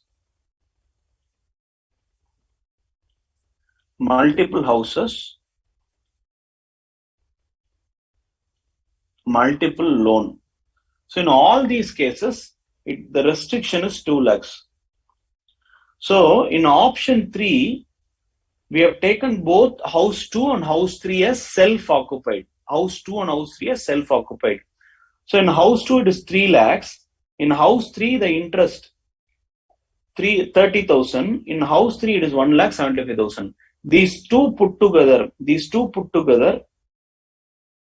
that is 30,000 plus 1,75,000 gives you 2,05,000. But provision says, we saw that in the slide. I'll just go back to the slide. Aggregate interest, correct?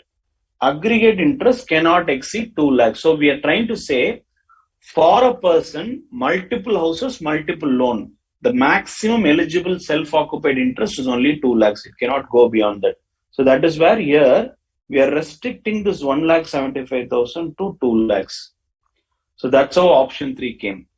Clear? So Nega, I think I've answered your question. So for any of you who have this doubt on how this 2 lakhs was restricted, it is because aggregate interest for multiple houses or multiple loan. In both these cases, the interest is restricted to 2 lakhs. Okay, so we'll move on to next illustration. So here Prem owns a house during the previous year, 2021, two-thirds of the portion was self-occupied and one-third was let out. So here, same building, partly it is self-occupied, partly it is let out at a rent of 8,000 per month. Municipal value is 3 lakh, fair rent is 2,70,000, 3,30,000. So it is for the property. The municipal value, fair rent and standard rent is for the property. So we need to take everywhere we need to take proportion. So how do you do? I'll do here itself. So the self-occupied is nil, correct? Is nil. How much is it? It is 2/3, correct? It is 2/3. Now, for self-occupied, you have interest. How much interest? 1,20,000. So I'll work out in the thing itself. So illustration 9. So for let's say portion 1, okay, portion 1, net annual value will be 0 less interest. So for interest, it is 1,20,000 into 2/3.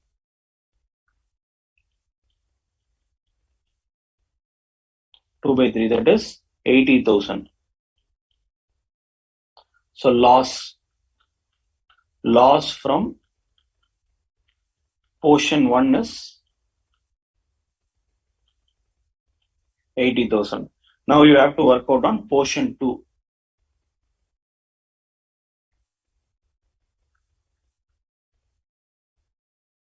Portion 2. So for portion 2, you will have to calculate gross annual value. So it is, so the expected rent. So the expected rent is how much? Municipal value is 3 lakhs. So 3 lakh is also, you can actually calculate everything and then do 2/3 also, 1/3 also, because we are, so either you do everything by 1/3 or calculate the whole and calculate expected rent totally as a whole 1/3. We'll do this.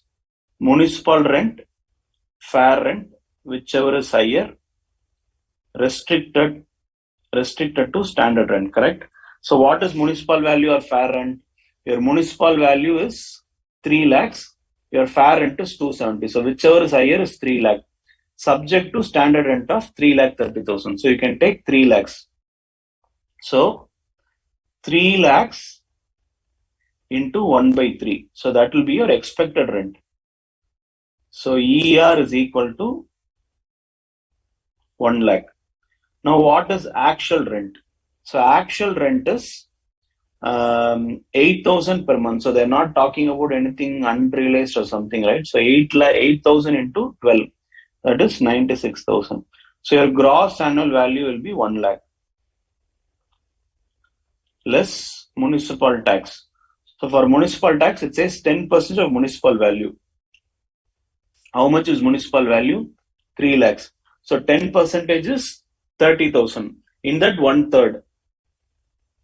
So it will be how? 3 lakhs into 10% into 1/3. So it is 30,000 divided by things. So it will be 10,000, correct? So it will be 10,000.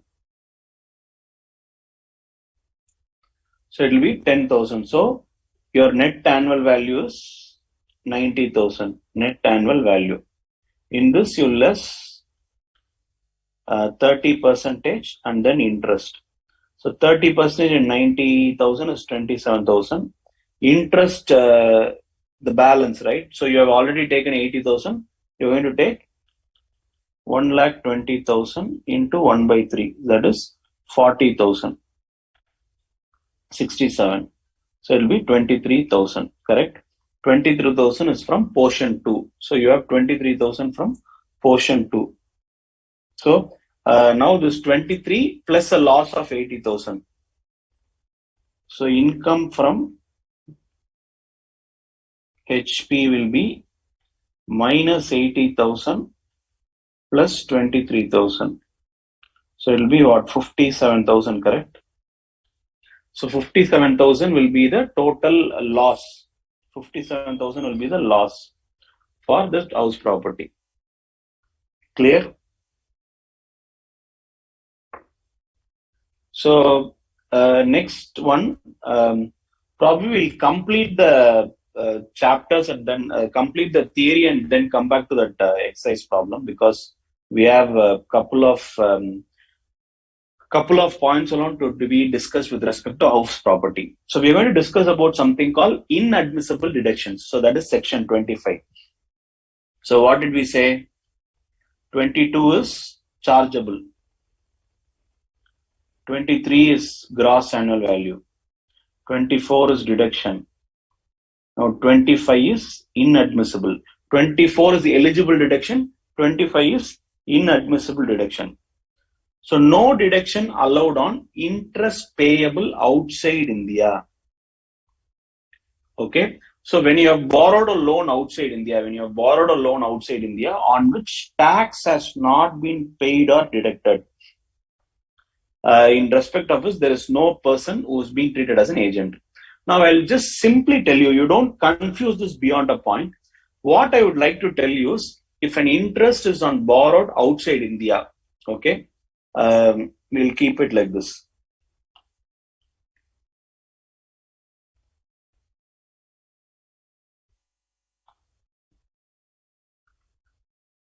Money borrowed outside India. Okay, that is 1. What is 2? No TDS on such payment. Okay, that is 2. What do you mean by no TDS? Generally, when you're paying, so I guess TDS will be covered a little later. For time being, what you understand is, when you're making any payment, you are giving an income to someone, right? So it is like you are withholding some tax which the person's. Now let's say I'll take the last name in the query, Vandana. Now Vandana, I am supposed to pay something to Vandana. Okay. Now she will be treating that as an income and paying taxes on it. Income tax says, when you are paying Vandana, you know that she will be subject to taxation. She'll be subject to taxation. Now, what you can actually do is, when you are actually paying to her, you hold a portion of it as tax and deposit on behalf of her to the government.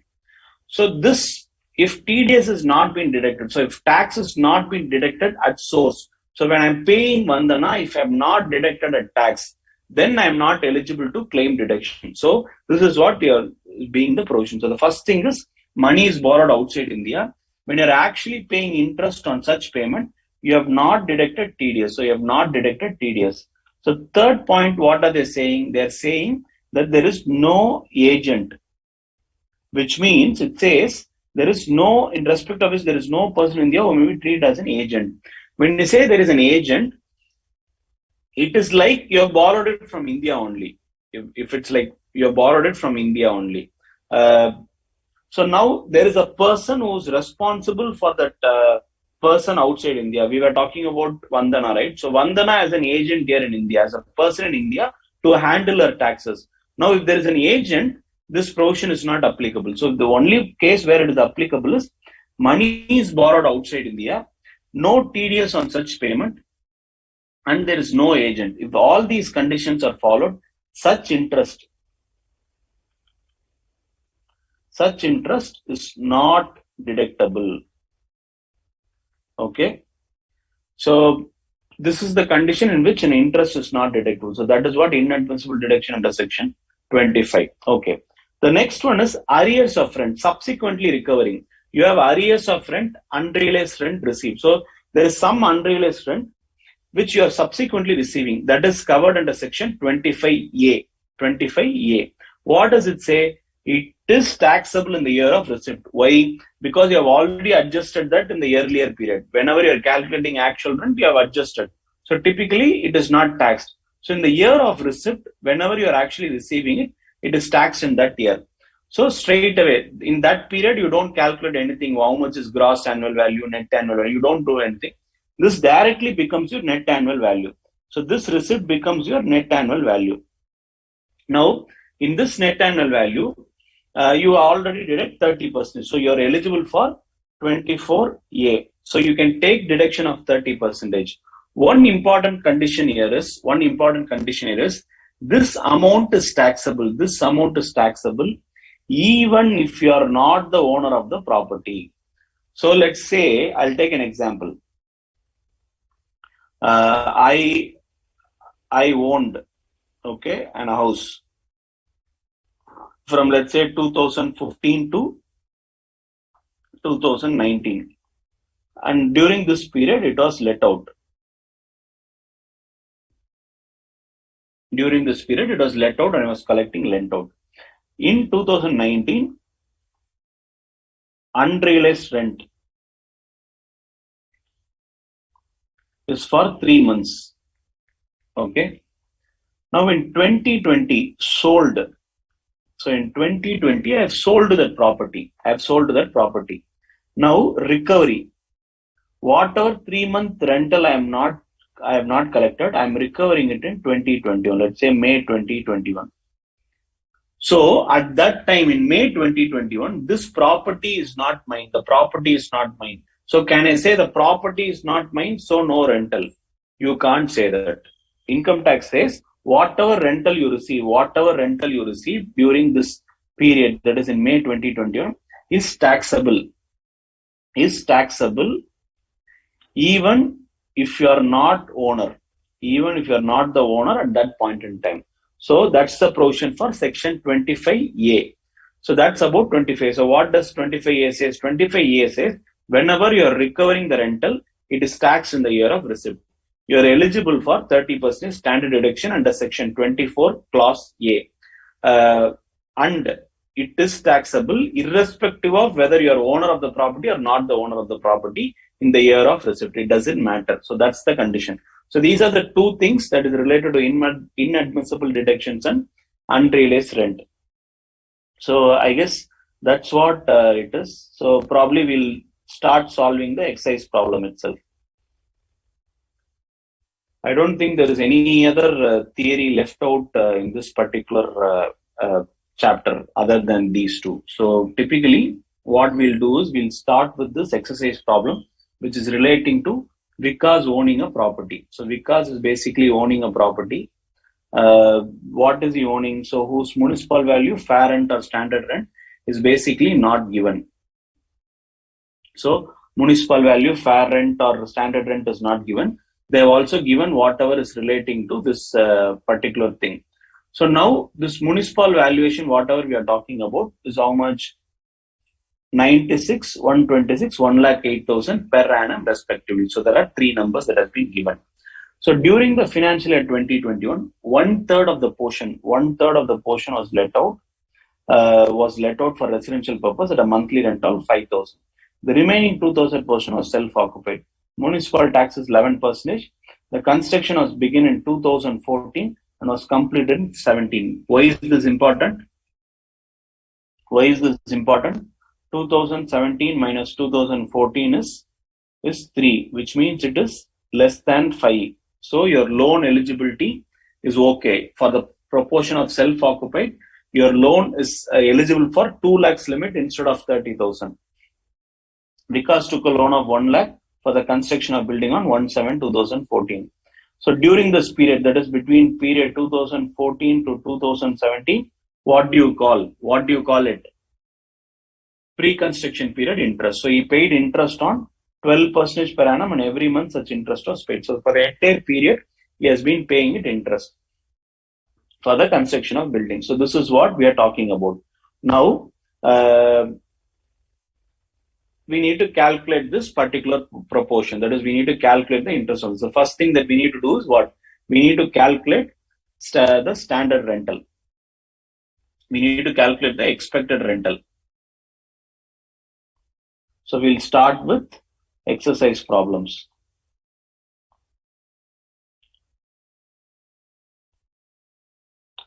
So what is the name? His name is Vikas, right? Vikas. So as far as Vikas, what do? You first calculate, we'll just do it in the exam format. Particulars, amount,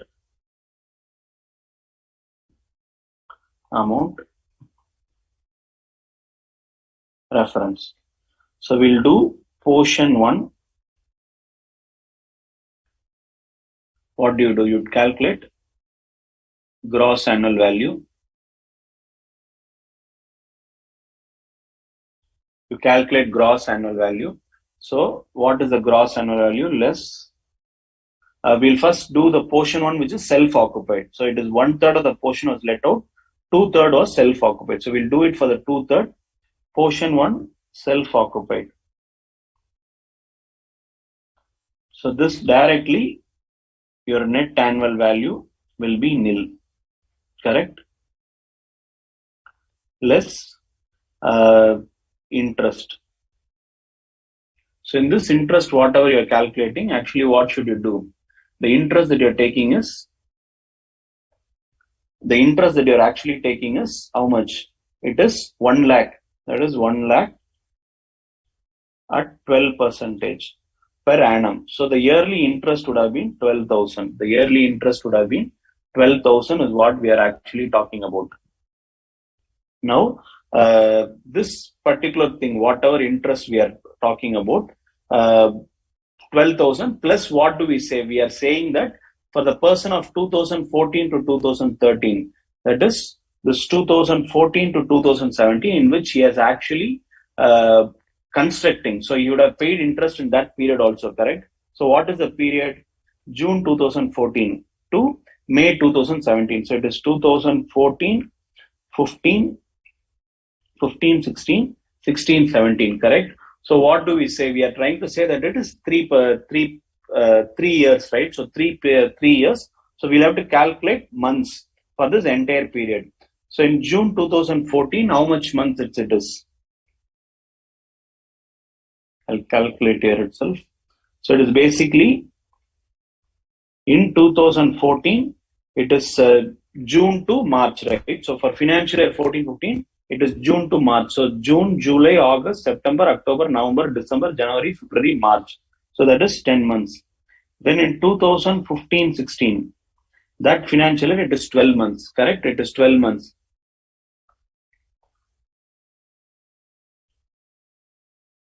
This will be 9. Why? Because it is, since it is June 2014, it is actually starting from July 14. Because he has actually started the construction. He has actually got the loan to July 2014. So this is not relevant for your loan calculation. So from July. So July, August, September, October, November, December, January, February, March. So 9 months. In 15-16, it is 12 months. And 2016-17, another 12 months. So 9 plus 12, 21 plus 12, 33. In May 17, it has been completed. So from financial year 17-18, he is eligible for pre-construction period for 5 years. So 17-18, 18-19, 19-20, 20-21, 1, 2, 3, 4, 21-22. So this is the last year in which he can claim interest. So for 33 months, if you are actually calculating 1% per annum, so it is 12% per annum, we can calculate it as 1% per month. So how much it will be? 1 lakh into 1% into 33. So it will be how much? 33,000. So this 33,000 into 20%, that is 1/5 is what is eligible. So now how do we do this? We'll do that calculating here. We'll say that 1 lakh into 12%. We'll call this as previous year. For previous year, it is 1 lakh into 12%. We'll write it as 12,000.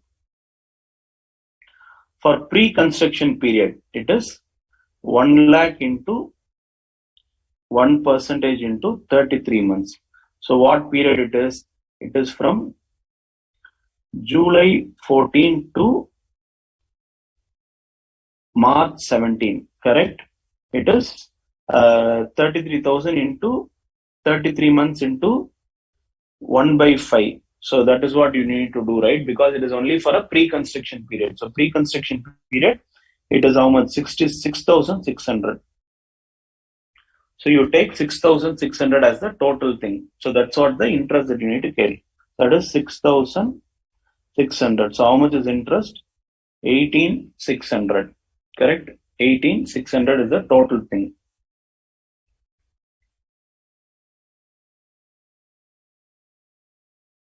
Just a second. Again, this I need to do another working. This 1 lakh loan is for the whole portion, correct? Whole portion. In this, we are only calculating for this period. That is what period? 6,600. So the total interest, 18,600. Whatever we are talking about, that is 6,600. Is 18,600 is for the whole period. For portion 1. For portion 1, that is 2/3. So 18,600 into 2/3, that is what is eligible for portion 2, correct? So 18,600 into 2 divided by 3, how much is it? 12,400. So that is for portion 1, that is loss. So for portion 2, it is 12,400 is the loss amount. Let me repeat this interest calculation alone. First, you calculate the total interest applicable. How much is the total interest? 1 lakh into 12%. Maybe we can do this as a working also, as a separate note below. So you can write it as a note separately and then calculate also. That's also you can do. So 1 lakh into 12% is 12,000. And then 1 lakh for the pre-construction period. That is from July 14 to March 17. That is the period in which it was pre-construction period. Because in the year of completion, it will be treated as a regular interest. So for 33 months, it is 33,000. You take 1 by 5, that is 6,600. So 12,000 plus 6,600. 12,000 plus 6,600 is 18,600 is for the whole property. You are taking the proportion relating to self-occupied, that is 2/3. So 12,400. Then what do? You do for portion 2.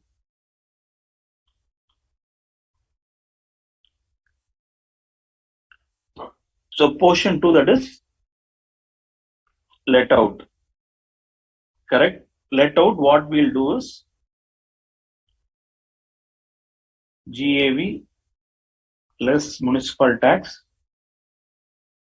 You get NAV.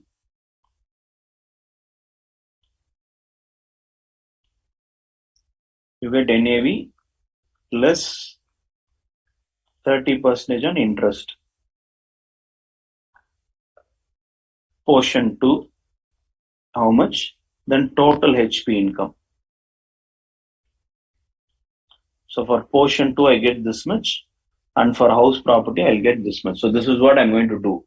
Now this gross annual value, I can compute in 2 as a note number 1. So how do I do note number 1? Now, first step is what?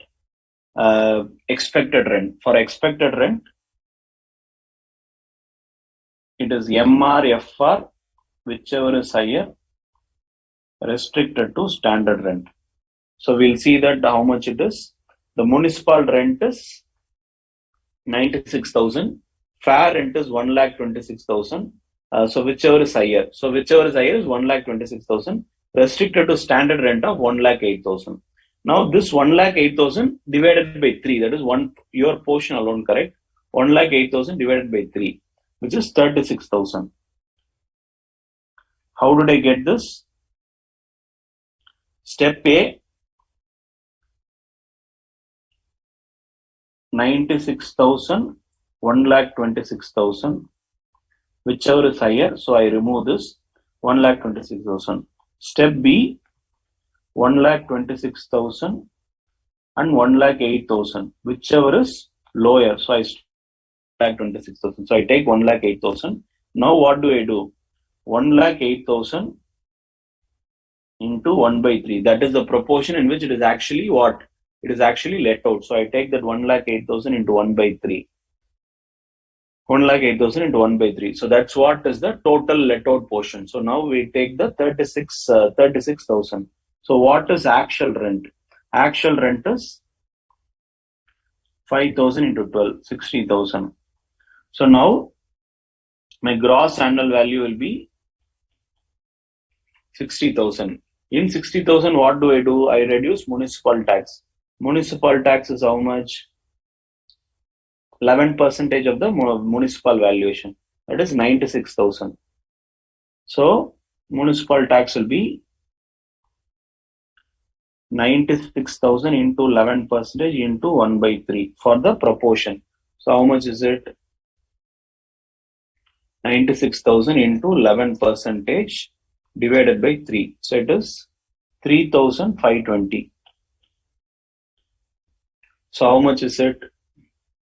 60,000 minus 3,520. So it is 56,480. In 56,480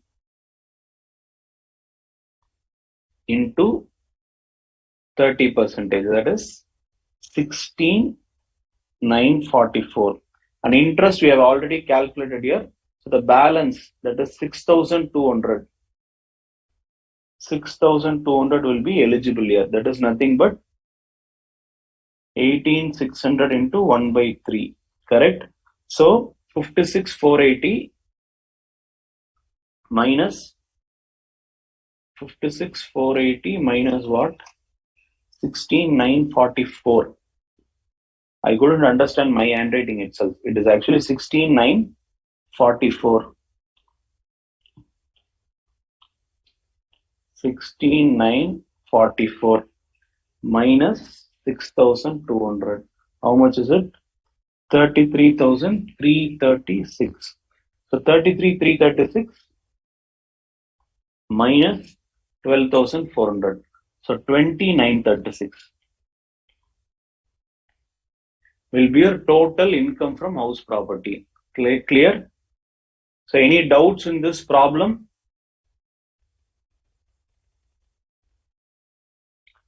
Madhuri, what about deemed owner? Yeah, of course, that's a topic there. So I'll be discussing that in next 5 minutes. So the next topic will be that. Please write working on white sheet. I don't know, whatever I have is white sheet only. The notes that I'm actually writing is in white sheet only. Yeah, in every situation, pre-construction period is 5 years. You will have to do only one thing. You will have to see whether it is eligible for previous year 21-22. For example, in this year, if you actually see, the loan period was still 16-17. So from 17-18, 5 years. So it is 1, 2, 3, 4. 21-22 is the 5th year. It is the last year. So which means this is the last year in which you are eligible to claim the pre-construction period. Next year you cannot claim. So you'll have to see whether it is actually eligible for 21-22. From which year you will check? From the year in which it is actually got completed. Here it got completed in May 17. So the first year is 17-18, financial year. Previous year 17-18. So 17-18, 18-19, 19-20, 20-21, 21-22. So that's the 5 years. So with that it is there. So now we'll move on to other areas. I guess I'll not do problems on this inadmissible deduction and arrears of rent. I guess it's simple. So I'll not confuse it. So probably whatever you wanted to solve out, we'll solve. All these are your exercise problems. I'll finally come to two topics. One is co-ownership and another is deemed ownership. Two things. So co-ownership is discussed in section 26. Deemed ownership discussed in section 27. Let me repeat the sections for you. 22 is chargeability. 23 is gross annual value. 24 is deduction. 25 is what? 25 is your inadmissible deduction. Inadmissible deduction. 25A. 25A is your arrear, that is recovery. and 26 is co-owned, and 27 is your deemed ownership. So if it is actually co-owned by multiple people, shall not be taxed as income of AOP. What is AOP? Association of person. So when there are a group of persons forming to hold on property, though it is actually co-owned, shall not be taxed as income of AOP. So even if it is group of people owning the property, it will only be taxed under income from house property under each individual. It should not be taxed under association of person. So even, just a second, I'll complete the query I have on this. Swati wants to know, in calculating interest, why didn't you take 1/4/2016 to 31/5/2016? That is actually after completion, because the year in which it is completed itself. Let me clear this period. So the actual period here is 1st July 14 to 31 May 17. Okay, this is the actual construction period.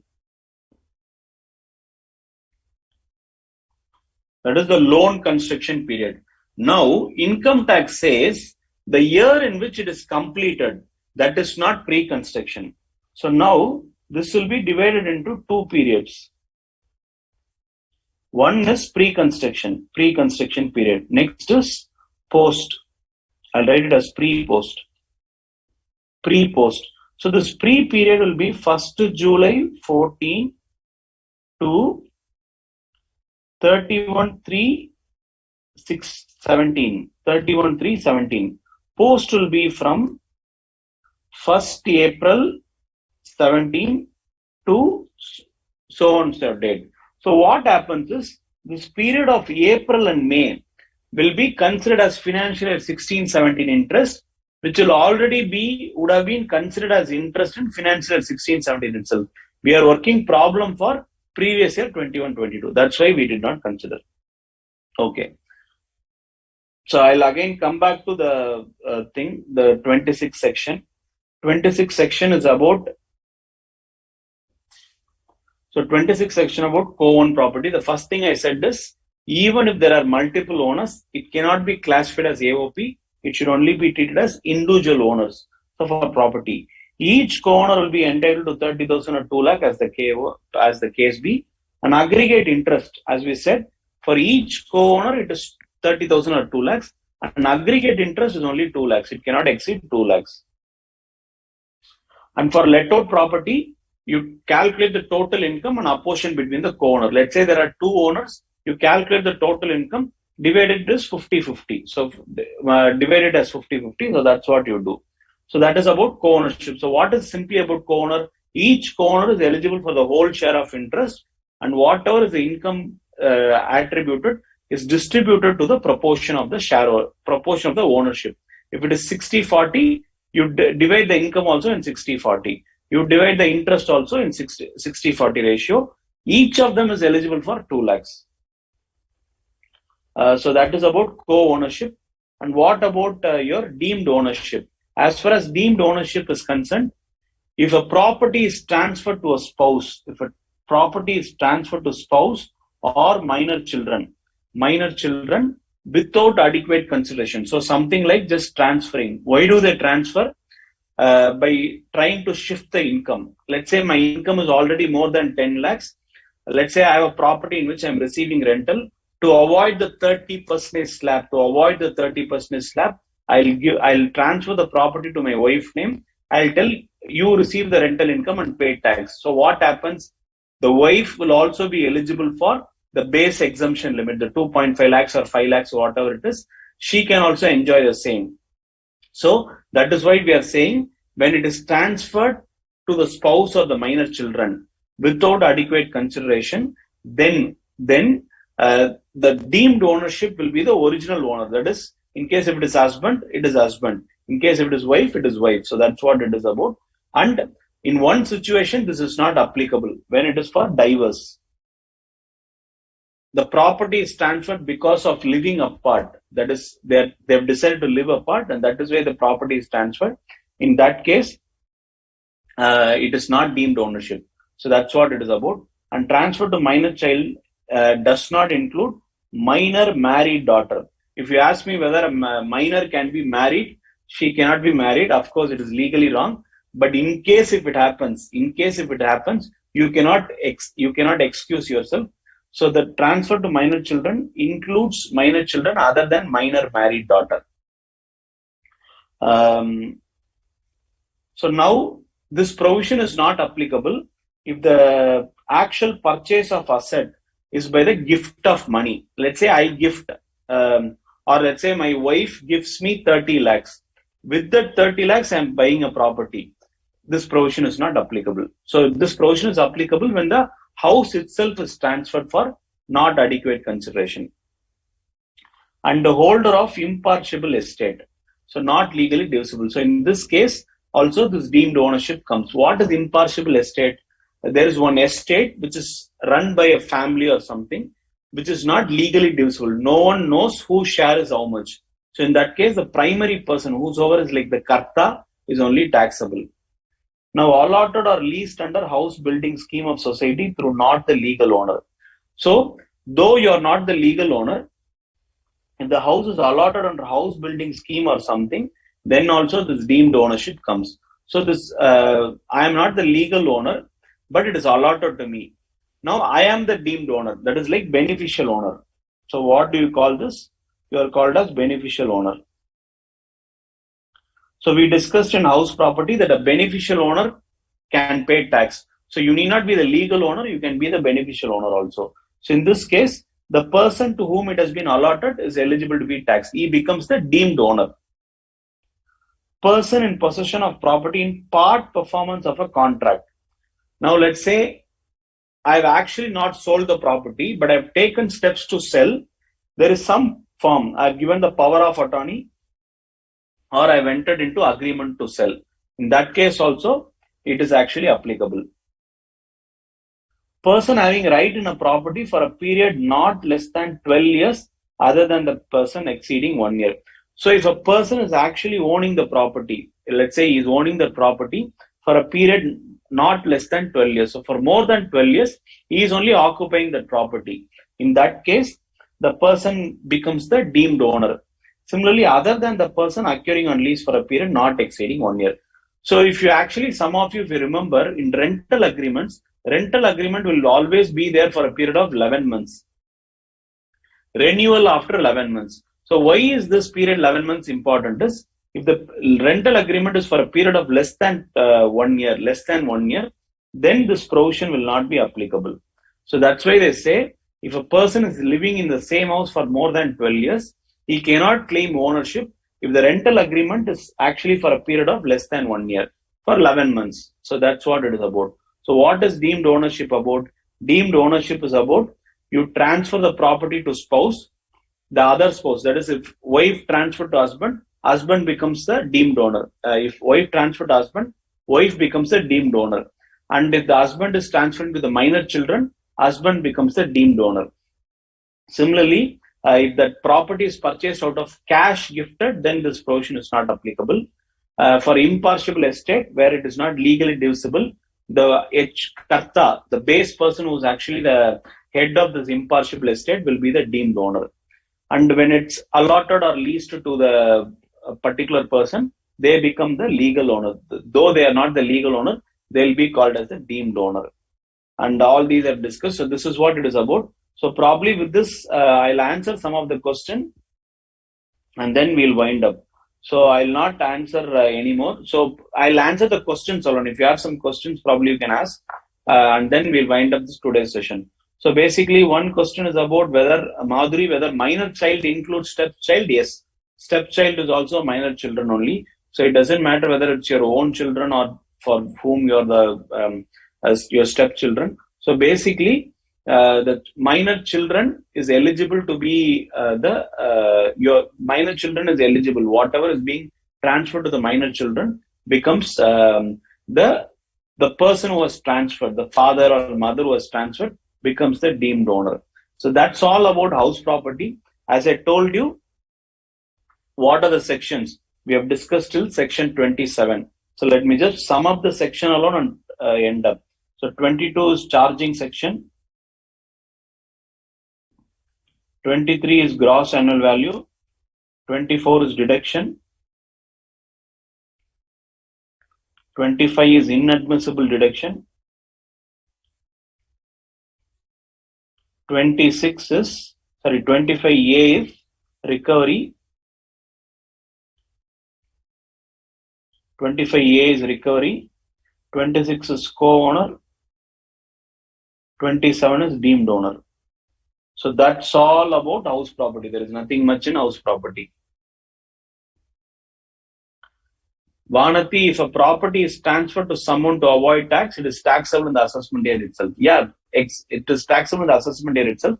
As I told you, the situation is like, let's say, let's have someone called Arjun, and we'll keep someone called Radha, whatever.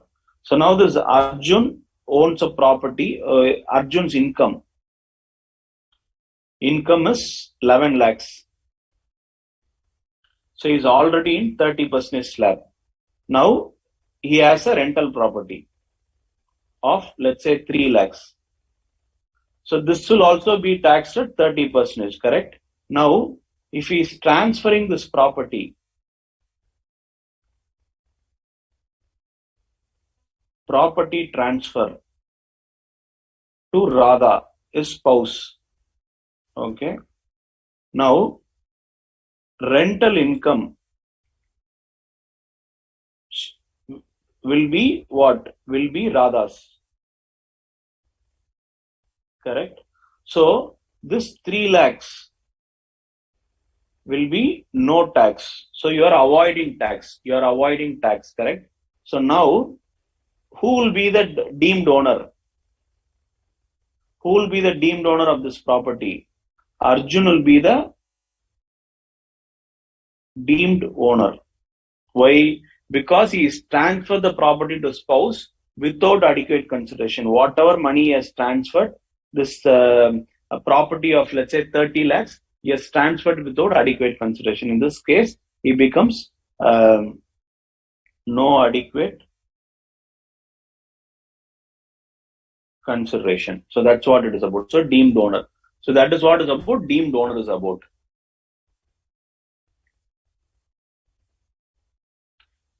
So that's all about house property. I'm done with house property and salary. The next chapter will be covering PGBP. PGBP is primarily important for your final. So we'll only cover the area which is relevant to your intermediate. So don't overboard yourself with about PGBP.